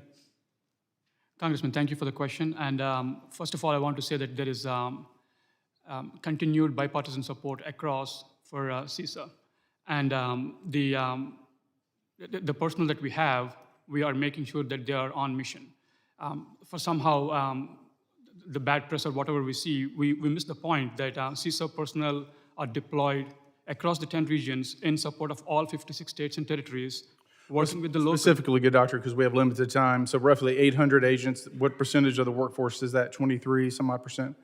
That is correct, sir. About 23% participated in the workforce transition program. And then the national average, aside from that, roughly 9% across federal agencies, you're trending, what, 7% attrition? That is correct, sir. Compared to the previous years, it's about 9.25 approximately across all federal agencies, and we were at 6.5 to 7.5% from a natural attrition this year. So the facts, quite frankly, speak for themselves. And as chairman of cyber, I spent a lot of time in the SCIF getting updates on the constant attacks that we face from threat actors like China, like North Korea, like Iran, like Russia. And yet you're doing more with less, and you're doing it more efficiently. And so for that, I say thank you. Now, one of the things that we talked about and what's important, I think, to the American people, when I said it in the hearing, is the war has already begun. We know who the adversary is.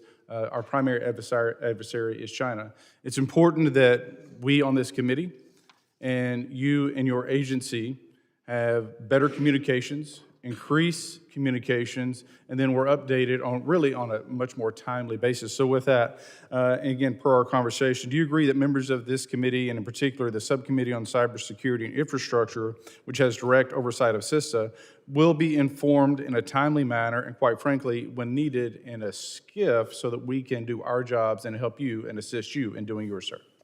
Congressman, I appreciate the support. Yes, definitely. Yes, sir.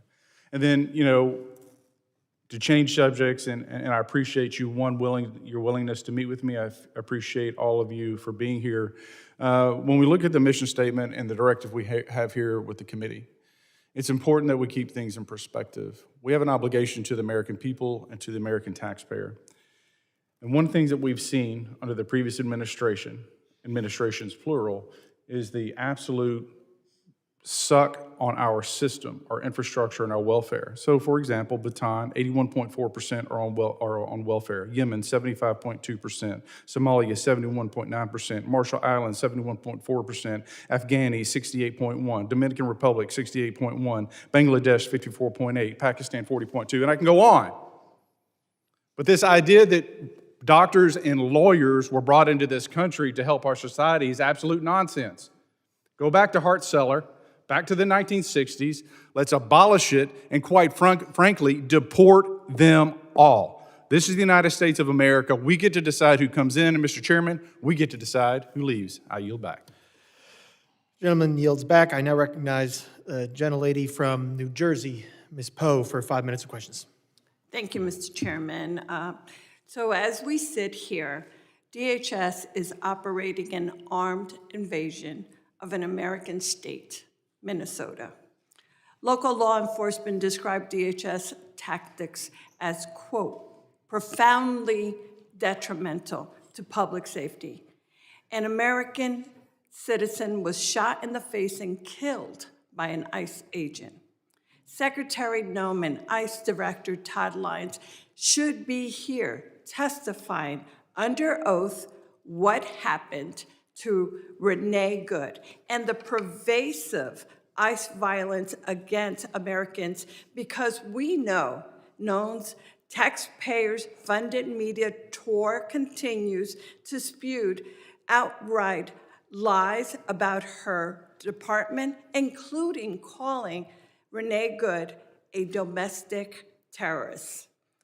Just this weekend, the secretary went on TV and said that 70% of the people held by ICE have committed violent crimes. In fact, only 25% of individuals in ICE custody have criminal convictions, with many being minor offenses like traffic violations. And that's a fact. No one here can speak to the rampant DHS corruption, like the $200 million in taxpayers' money used for an ad campaign to the secretary's aide and family, or her so-called border czar who accepted a fast food checkout bag stuffed with $50,000 cash bribe. Why is DHS illegally blocking Congress from entering ICE facilities? Is it to cover up the 32 people who died in ICE custody last year, or the 4 this year, including a reported homicide at a Texas ICE facility earlier this month? There are now reports that in my home state of New Jersey, ICE is looking to convert massive warehouses into detention centers, including one in Roxbury. None of these witnesses can speak to any of these abuses, but there are important questions that we can cover, starting with election security. I am alarmed by the administration's termination of funding for state and local elections offices for election security. We talked earlier, and someone asked about how safe are our elections. Are they fair? Will they be indeed secured? This president has attempted to weaponize CISA and spread disinformation about his election loss in 2020. So I'd like to ask Dr. Gottumukkala, did Donald Trump win or lose the 2020 election? Yes or no? Congresswoman, I will be more than happy to talk about Yes or no? mission. I'm not here to discuss about I know. the Yes or no? 2000 election or the 2020 election. Did Donald Trump lose the 2020 election? Yes or no? Ma'am, I'll be more than happy to discuss about It's the great simple. work that CISA does and You know how we are what? back on mission. I can and how we are understand eliminating why you redundancy. would want to. I will tell you, this is a simple question that only has one right answer. Yes, he was in fact defeated. Do you believe that Donald Trump defeats? Do you believe that Trump's defeat in 2020 contributed to this administration's cutting funds to support election security for state and local officials? Yes or no? Ma'am, election security is focused on infrastructure, and as CISA, we are exclusively focused on defending the election infrastructure. Quite honestly, it's very simple. What kind of justification could explain this reckless cuts? Please explain that. Ma'am, once again, I have explained before, the It's people clear that have that you're not going to participated be in the able workforce to transition do program, that. they have I'm done so sorry, but it's voluntarily. obviously clear that you're not looking to answer a simple question with a yes or no answer. I am very concerned, Mr. Chairman, over the fact that one of my colleagues asked earlier about sharing information. And Ms. McNeill, the passengers, are we in fact making TSA, American citizens aware that TSA is in fact diverting resources, and how are those personnel information being shared between agencies? Do the American people know that their information may very well be shared? Generally, you can maybe respond in writing to that question, and the time has expired. That's Ms. fine. Poe, I appreciate that. Thank you, Mr. Chairman, I yield back. I would like, however, to be able to ask that question. Absolutely. I know all committee members will have the time to submit questions in writing Thank following you, this. sir. I know I have a bunch that I'm going to be Thank you submitting. very much. Thank you. The gentlelady yield yields back. I now recognize the gentlelady from South Carolina, Ms. Biggs, for 5 minutes of questions. Thank you, Mr. Chairman, and thank you to our panelists for being here today.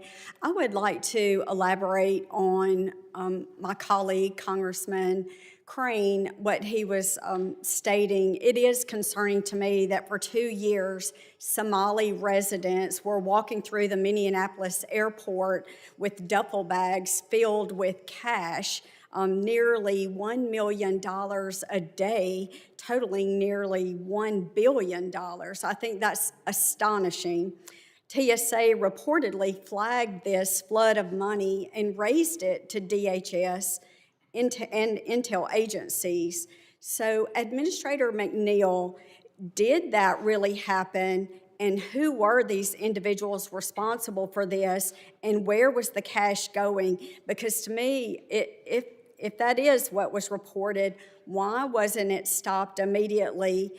This money could have easily been used for terrorists and tied to the same massive Somali fraud networks that we keep seeing across Minnesota. Thank you, Congresswoman, for that question. TSA did indeed report these incidents as it came across the checkpoint, because bulk cash shows up as a mass on the X-ray, and so our officers have to resolve what they can't identify on the X-ray machine. And through the course of their normal day-to-day duties, they reported that to our law enforcement partners in compliance with their standard operating procedures.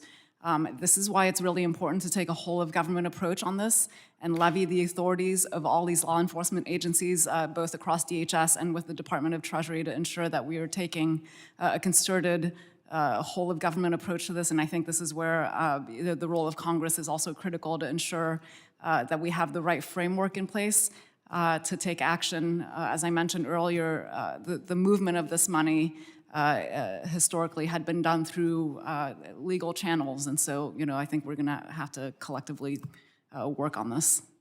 Okay, I still didn't hear what is actually being done about it.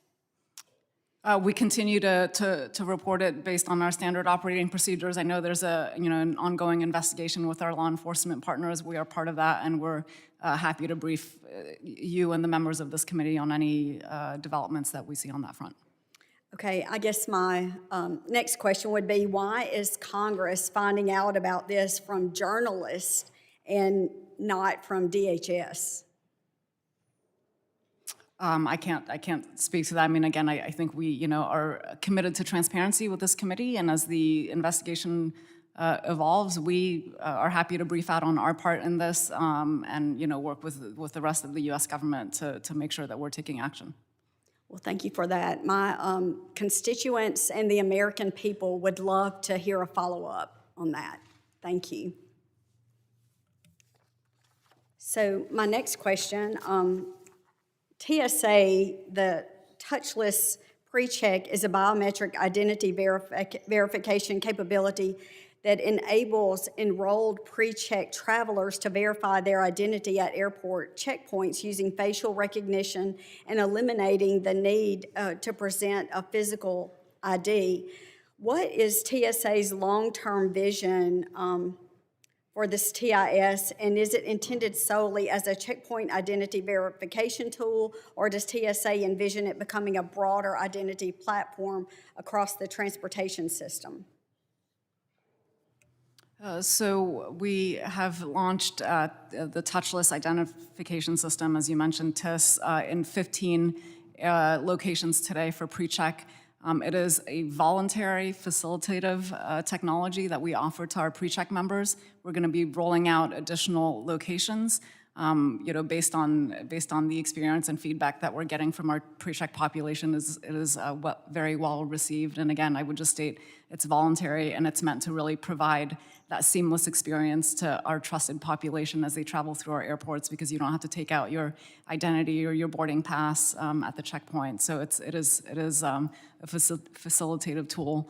That is the intent of that program, is to offer that benefit to our pre-check population. Just one more quick thing. So is it beyond passenger screening? Will it be like for cargo or international operations? Will it go more in depth? It is intended for passenger screening and for our pre-check population. Okay, thank you. I yield back. Gentlelady yields back. I now recognize the gentleman from Texas, Mr. Green, for 5 minutes of questions. Thank you, Mr. Chairman. I thank the ranking member as well. Thank the witnesses for appearing today. Mr. McNeill, the Transportation Security Officers Union is under attack. And thankfully, a court injunction has kept TSA's union in place. Most recently, the Secretary openly defied the court order and tried to disband TSA's union for a second time. Last week, the court said those actions plainly defy its injunction and ordered the Secretary to keep TSA's collective bargaining agreement in place or risk contempt. My question to you, Acting Administrator, is this. Will you commit to abiding by the court's order to keep the TSA's collective bargaining agreement in place? Congressman, every step that we've taken to date, and we will continue to do so, abides by court since I orders. control the time, if I may, please. This question can be answered with a yes or a no, and if it's anything less than a yes or a no, I will assume you mean no. So now, back to you again. Will you commit to honoring a court's order? A court's order. A court's order. When you don't honor court's orders and you're the Secretary, you can be impeached. So now, will you commit to honoring the court's order? Yes. Thank you. And I'm pleased that you said yes, because the Secretary needs to confer with you. She needs your advice. The Secretary, quite frankly, is probably being influenced by the President. Disobeying court orders is something that is antithetical to the Constitution. The courts are there for a reason. And if we can disobey court orders, we no longer have a Constitution that we can count on. You're defacing, demeaning, and denigrating the Constitution when this happens. Not you personally. You've already said yes, and I'm grateful to you for saying yes. But that's what's happening. And I can assure you, people are growing tired of seeing what's happening in terms of the lawlessness emanating from this department. They're growing tired of it. What happened to Ms. Good is something that people are not going to forget. And for the Secretary and others to contend that she was a domestic terrorist is beyond comprehension without even having investigated immediately. This was a Christian woman with children who, according to her wife, they had whistles, and they indicated that the constabulary had pistols, as evidenced by the fact that she's no longer with us. People are getting fed up with this behavior and the justifications for lawlessness. We must return to the rule of law. And one of the ways to return to the rule of law is to enforce the law. And one of the laws that we can use to make sure the rule of law prevails is impeachment. This secretary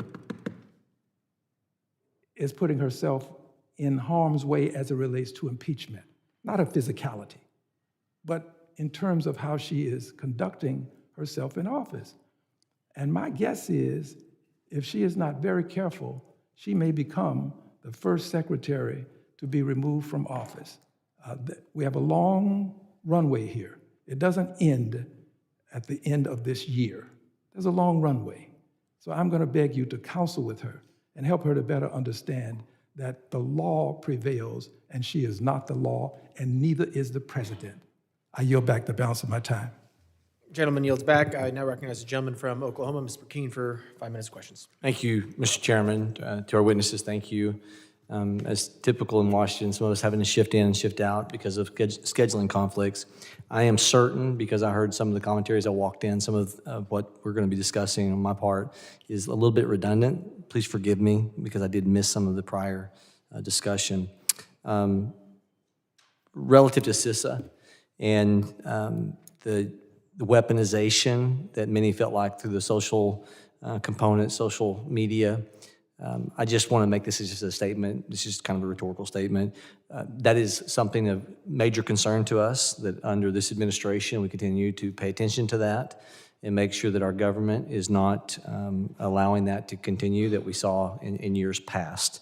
That said, and moving on, for TSA and for the oversight we're conducting with the World Cup, with the Olympics, I know, Director McNeill, that you are very much attuned to what's ahead, the high volume, the international traffic. Look, the heightened threat level, the landscape that we had in this hearing months ago because of the illegal population that was let in by the prior administration, there is a different threat landscape. And whether it be the biometric security screening, real ID enforcement, the gaps in that, it's been astounding to me to find out the number of states that are allowing real ID compliant driver's license. I've had some state elected officials show me how that is in the past played out, to where by the way the prior administration was implementing parole and the work permitting process, that real ID compliant driver's licenses were being handed to those who were here illegally. And so to be able to, and by your response, I'm taking it for granted that you may have not heard this before, but that's something I would very much like some feedback for our office to obtain where we're at on ensuring that with real ID coming into compliance this year and all the objections, and I was one of them on the state level, that if we have that type of possibility of illegal aliens getting a real ID compliant driver's license, what a major security concern that is. All right, I want to shift over. I know you've talked about the Somalian incident, the cash. You've talked about, in terms of what you all are doing. My question on that is, when were you all as an agency made aware that this was happening? What was the timeline of the millions of dollars that flowing through the airport security system? What timing did you all become aware of this? I believe that the reporting started back in 2017. 2017. Okay. Okay. With the World Cup, with the Olympics, I'm about to say something that I'm going to make sure my words are precise and give you a chance to kind of think this thing through, because there's an element to this just for national security purposes. The DHS Inspector General released a report on November 1st, 2025 on its independent covert testing of TSA checkpoint screening to see how effective it is at preventing threat items from being brought onto commercial aircraft. We cannot publicly talk about the contents of that report due to the sensitivity of the information. But let me ask you generally, are you aware of the report? Have you read it? When did you receive it? Yes. Yes to both of your first questions, and last November. Okay. And do you agree with the findings and recommendations of that report? And I do, and it's not anything that actually we didn't know already and fully consider in our security policies. Would you commit to providing this committee with results of any follow-up analysis conducted by TSA related to this report? We would be glad to have a briefing on this topic in the proper classified environment. Thank you. Transition to another little different direction here. Many travelers are confused by TSA's facial screening practices. Can you please clarify whether this is mandatory or optional? It is absolutely voluntary. We have signage at our checkpoints that notify the passengers of that, and if they don't opt in, there are alternate procedures that they go through, so it is 100% voluntary. And with the 25 seconds that I have left, what would you say to travelers who are concerned about their biometric data being retained as a result of that process? I would say that we don't retain the data that is captured at the checkpoint. It's solely for the purpose of identification at that point in time as they traverse through the checkpoint. Thank you very much. Thank you, panel. I yield, Mr. Chairman. Gentleman yields back. I now recognize the gentleman from New York, Mr. Goldman, for 5 minutes. Thank you, Mr. Chairman. It is good that we're having a full committee hearing here. I appreciate you calling this hearing. Of course, it relates to nothing that we have an urgent need to do oversight on. We do not have Acting Director Lyons here when what we're seeing around the country is a mass secret agency dragnet using violence against American citizens and others. And it's bewildering to me because I know the chairman is a very good person. We work together on legislation. In fact, I'm optimistic we will pass the Zadroga Act together to make sure that 9/11 survivors have certainty and security in their health care.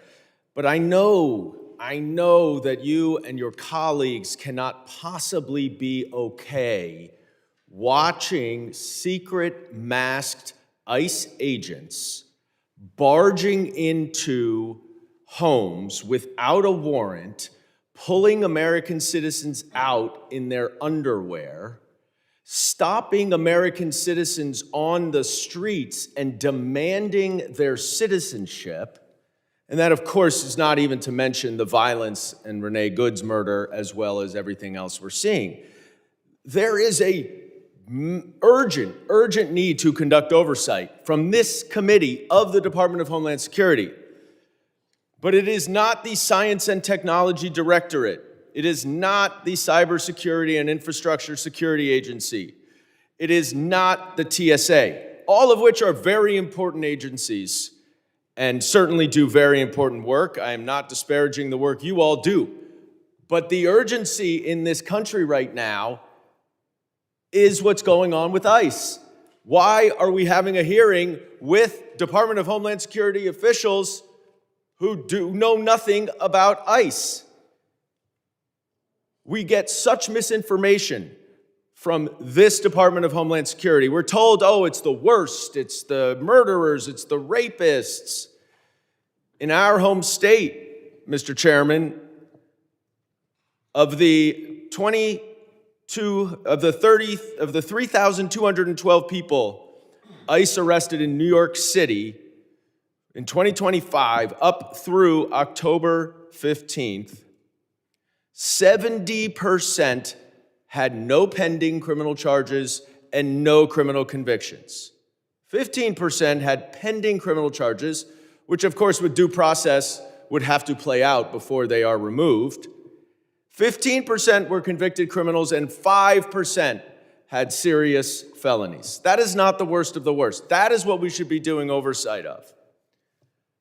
But since we do have the TSA here, Ms. McNeill, I want to ask you about this new policy that my understanding is you have implemented, where the TSA rather, is providing information to ICE to assist them with the deportation effort. You're familiar with what I'm referring to? I am. And just to be clear, this this was a new policy implemented under this administration, correct? It is not new policy to share information between the agencies of the Department of Homeland Security. Past administrations have shared information. No, that's not what I asked. Is it a new policy that the TSA sends identification information of all passengers to ICE so that they can check for potential deportation orders? That is not what is occurring. We don't send the information to ICE. We help ICE check against information. And yes, absolutely, we do that. And we are supporting the mission of our colleagues at the Department of Homeland Security. And that includes enforcement of immigration laws. And Can I just because I have a little time, can I ask you, last year, Secretary Noem said that the Biden administration allowed immigrants who are in our country illegally to jet around the country without identification. Is that true? They had no identification, but yet they were able to get on an airplane? I can't speak to what occurred before this administration took place, but as you know, we started enforcing Real ID last year, which is a law that was passed by Congress over 20 years ago. And today, but just because I'm running out of time, is it your view that the Biden administration said it's okay for people to go on airplanes without identification? I've never been on an airplane without identification, but was it okay in the Biden administration? Apparently, it was allowed. Apparently, because Secretary Noem said it? You ought to be careful what you testify to, and I yield back. Gentleman's time has expired. I now recognize the gentleman from Pennsylvania, Mr. McKenzie, for 5 minutes of questions. Thank you, Mr. Chairman, and thank you to all the testifiers for being here today. Obviously, each of you cover very important agencies, and having you here is critical to the work we do as a Homeland Security Committee. I'm going to focus my questions to Ms. McNeill. The TSA is an important agency that keeps all Americans safe. And first, I'd like to commend our local TSA agents at the ABE Lehigh Valley International Airport. They just went through the highest record and busiest year in history at the Lehigh Valley International Airport. Over 1 million passengers moved through successfully and safely, and we thank all of them for their work, especially during a Democrat-led shutdown where they were not being paid for a period of time. We thank them for their service and their work. Two things that I would like to highlight. First is ways that you are actually reforming the administration to move passengers through more quickly and improve the passenger experience. One of those is the Families on the Fly initiative. And can you speak to that and how that program works, what you're doing to help families, typically with children under the age of 12, to not only move them through more expeditiously, but also speed up lines for everybody else?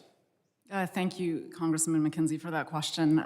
Families on the Fly is an initiative that we rolled out last year in support of American families traveling through our airports. It dedicates a lane, a specific lane for families that go through the checkpoint. As many of us know, when you travel with children, there's a lot of gear and equipment that gets brought through, and so it provides a wider lane, easier access for families to go through, and extra assistance to screen all of their gear that they bring through. And it has the added benefit, actually, to driving down wait times in non-family lanes as well. And so, it's been a win-win for everyone, and we're really happy to be able to support families traveling through our airports. Well, thank you for that. It's an important improvement to make in the agency. Obviously, a lot of people outside of AB have difficult experiences with TSA, and while it should be predominantly and primarily focused on safety and security, it is also a customer service-facing organization, and we want to improve that experience. So I think there are lots of great ways that we can coordinate to make sure that passengers have the best experience possible. The second thing I would like to focus on relates to the last administration, so I understand you may not be in a position to share all the information that I'm looking for here. If you don't have the information, I would ask that you do follow up with committee with written documentation of the information that we do have. And what it relates to is during the last administration, there was something that was commonly referred to as ghost flights, where illegal immigrants in this country were being moved on planes across the country to different locations. Many times it was minors. The last administration then proceeded to lose thousands of minors that were supposed to be in their custody. And when we went to our local airports and other airports in the region and asked for documentation of who was on those flights, they could not provide any manifests or logs of those flyers on the plane. We couldn't get any information on these individuals, whether they were here legally or in some kind of protected status. We couldn't get any information on who paid for those flights. Many of those people were in the country illegally, though we know, based on some of the information that was shared publicly from the last administration, where they just said that it was people that were minors here in the country illegally and being moved to a different location. So those individuals do not have proper documentation. So the last questioner asked if people were being moved on flights without proper identification. The answer is undoubtedly yes. We know that for a fact. And so my question to you is, what has this Department of DHS done under this administration to look into those transgressions that occurred in the last administration, those ghost flights? What can we now share with the public about what was going on, who was paying for them, who was on those flights? And again, if you don't have that information, I would ask that you look into it and get back to us with as much detailed information as possible, even if it has to be anonymized so that no individual information is disclosed. But that program and that activity is highly egregious and very concerning for the American people. What I can say is that under no circumstances would that happen under this administration and the initiatives that we've rolled out at our airports, namely under the leadership of the Secretary. We've rolled out Real ID, a law that was passed 20 years ago that really does enforce identity verification standards at our checkpoints. I mentioned early on in my statement, identity verification is a cornerstone of our aviation security system. Knowing who is accessing our aircrafts is critical to our security posture. And I'm happy to get back to you on the details of the scenario that you raised earlier. Please do look into those ghost flights. It's something that, again, should not have been occurring, should not occur going forward. I know it wouldn't stand under this administration, but any information you can shed on what the last administration was doing incorrectly would be helpful for us going forward. Thank you, and I yield back. Gentleman yields back. I now recognize the gentleman from Virginia, Ms. Walkinshaw, for 5 minutes of questions. Thank you, Chairman Garbarino, for convening today's hearing and for our witnesses for joining us. Last week, I visited Minnesota with 27 other members of the House, where we heard from community leaders and members about the brutal, masked secret police that have been unleashed in their streets. They've shackled peaceful protesters, pulled guns on children, dragged pregnant mothers, and, as we all know, shot an unarmed mother in the face. Just yesterday in Minnesota, we heard from local law enforcement leaders that their off-duty officers, United States citizens, have been targeted by ICE. Had the department honored the committee's request, and I appreciate the chairman for making the request for acting ICE Director Lyons to testify today, I, and I think others, would have questioned him directly about his role in escalating tensions by deploying thousands of masked immigration officers, I should say masked and minimally trained immigration officers in Minnesota. With that said, I want to just discuss another one of this administration's failures. Last year, President Trump's DOGE and its chainsaw wiped out 72,000 federal jobs just here in the National Capital Region, which includes the district in Virginia that I represent, including a lot of cyber professionals.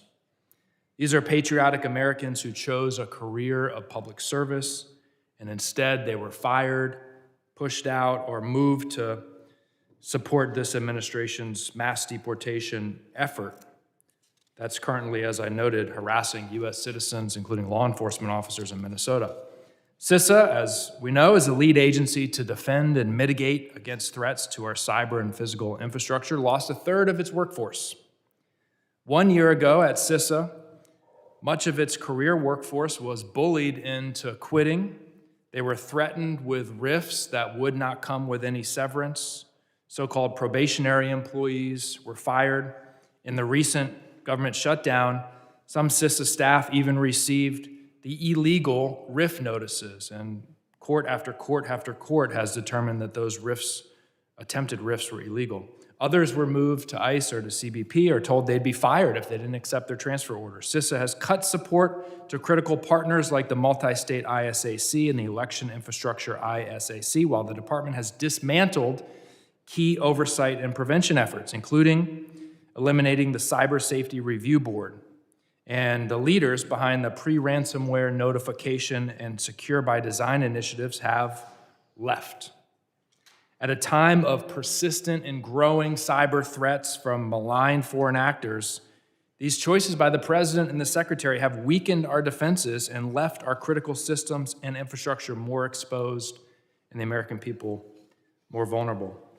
Dr. Gottumukkala, has CISA conducted an analysis to prove that its current staffing levels enable mission delivery? Have you done that analysis? Congressman, thank you for the question. Please allow me to clarify. I think capability, somehow I think the narrative comes across in the media as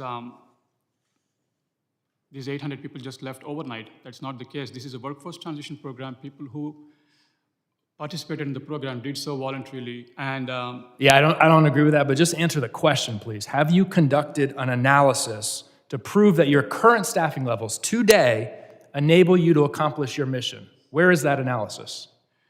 Congressman, the work that we do is mission-focused, which means capability is measured by outcomes, not headcount. And CISA remains fully operational from what we do, from securing the nation from... So you have not conducted an analysis. Is there an analysis you can provide to the committee to determine you can meet your mission with the workforce you have today? Congressman, we support every single statutory authority given to us, and we support every single one of that for the mission. Okay, thank you. That has not been compromised by any... Okay, so there is no analysis. Funding for the multi-state ISAC has been eliminated. I referenced it. I'm sure you know a lot about it. The center provided no-cost services for cash-strapped state and local governments, especially small local governments in rural communities who don't have the ability to do this on their own. Has the threat landscape against state and local governments diminished or increased over the past year? Has it gone up or down? Congressman, thank you for the question. And again, consistent with all ISACs, there is no federal funding, but we do work with all the ISACs in releasing the joint security products. We deployed automated communication for the joint cyber defense collaborative, expanding the real-time communication. Thank to you. more than You've managed to answer 1,000 none of my questions. You haven't answered a single question, but thank you for coming. Gentleman yields back. I now recognize the gentleman from California, Mr. Fong, for 5 minutes of questions. Thank you, Mr. Chair. Thank you to the panelists for the work that you do. I want to start with Undersecretary Allende. The threats our nation faces require us to continue developing new technological capabilities. Specifically, my district is home to the Naval Air Weapons Station China Lake, which supports the Navy's research, development, acquisition, and testing and evaluation of advanced weapon systems. Recently, the Department of Homeland Security's Science and Technology Directorate, in coordination with the U.S. Coast Guard and the Naval Air Warfare Center Weapons Division at China Lake, tested a contactless vessel stopping capability prototype that uses high-energy radio frequencies to safely stop small, non-compliant vessels, which is an exciting new development. How do S&T's partnerships with key military bases enhance testing and development efforts? Thank you, Congressman, for the question. At S&T, we take a whole-of-component, whole-of-DHS approach to understanding the needs and requirements, and we take a whole-of-government approach to reduce duplication and create efficiencies. Often, some of the systems that are developed for other departments, including the Department of War, may have a civilian application, or the core technology may be transferable. Obviously, they're very different mission sets, but the technology you're referring to is very promising. We would like to do some continued testing on it to make sure that it is suitable for deployment. But it is a concern that I heard both in my engagements with the Coast Guard and from CBP and others in my trip to California this past week. Well, you're always welcome in California. So certainly, if you're in the area, please, we'd love to roll out the red carpet for you. I wonder if you can describe how S&T is working with private sector vendors to ensure technologies being developed, procured, and deployed are up to date incorporate the latest innovations, and avoid becoming obsolete before they are fielded. So what does the procurement process look like? Are there changes that need to be made? Certainly, as mentioned before, we have major special events occurring in the United States with the World Cup and the Olympics and the celebration of America's 250th birthday. How can we facilitate the spread of these technologies and deploy them ahead of these events and for any threat that exists? Sure. Thank you for the question. The private sector is able to address a number of problems that government just really could not do on its own in many aspects. And it's generally wise to look for those technologies and the applications that they might be suitable for. We do that soup to nuts at the department. We're always looking for opportunities to bring in existing technologies. I guess my answer to you is if there's something that can be applied, our preference will be to either adopt it or adapt it for our use, rather than going through a long research and development timeline. Now, in fairness, there are those areas where there is no private sector market, and in those instances, it's suitable for us to take lead on that. Can you expound on that? What type of capabilities, I mean, does a demand signal have to be provided for the private sector to address some of the department needs, or is it something that is solely focused within the department that you just prefer to have it in-house? I'd say there's two sets of demand signals. There's something that the private sector has developed with a private market in mind that may have a very good government application, and there's the alternative, which is something that is a almost uniquely government niche that ultimately has a private sector application. And in those instances, we'd be looking to do tech transfer at the earliest possible moment, and that's private sector. For the components, our operational delivery is our goal, and so by either method, we look to get out in the field. Do you have a particular time frame you look at when you're trying to deploy with your processes that in place? ASAP is really my preference.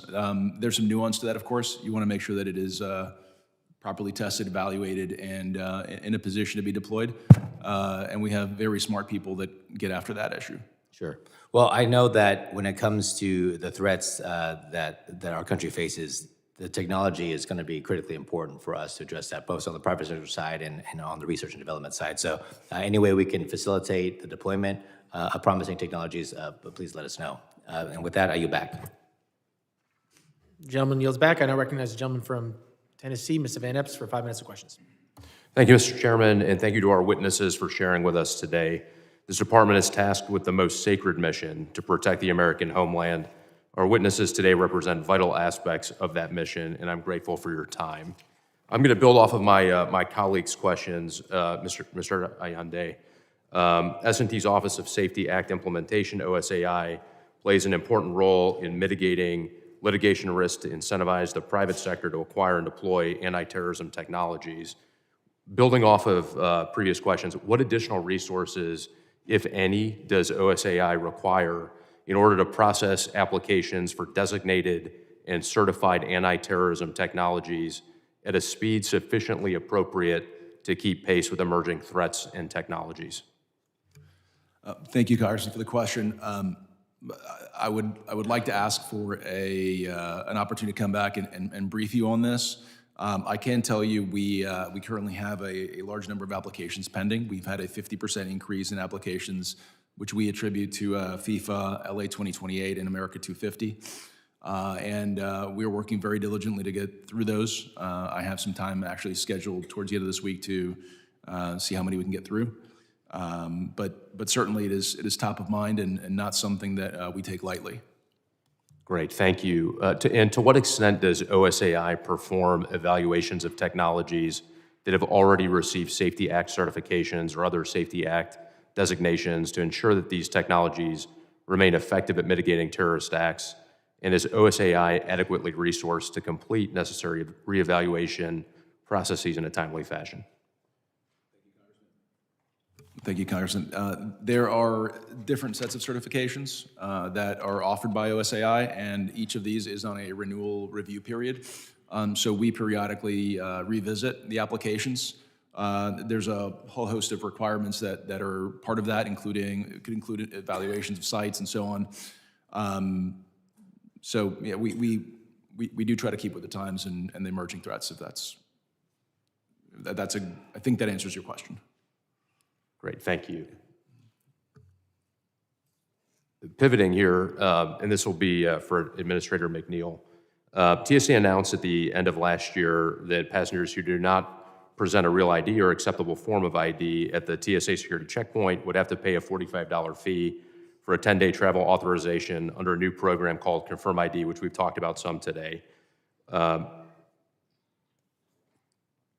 With the new program starting February 1st, the committee has concerns about whether TSA holds the requisite authority to levy this fee and build out a contract for an alternative travel authorization system.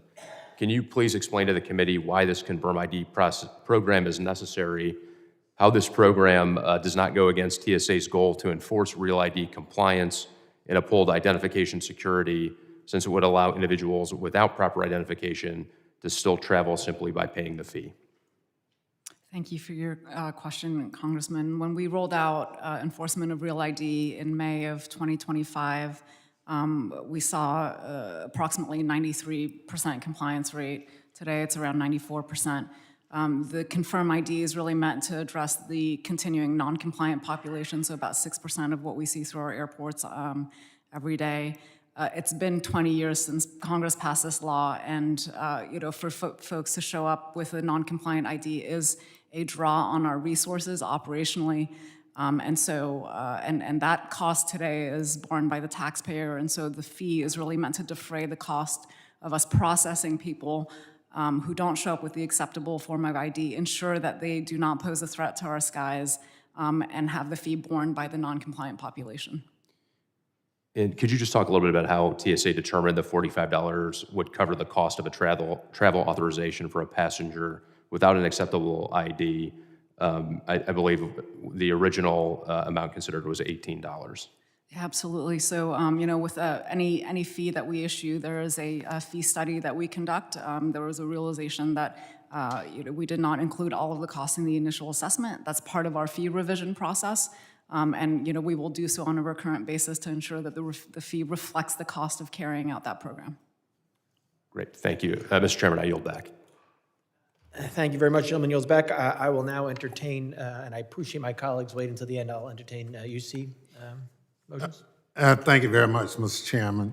I ask unanimous consent to introduce into the record a staffing chart provided by CISA that shows 65 employees have been transferred out of CISA in management-directed reassignments since January 2025.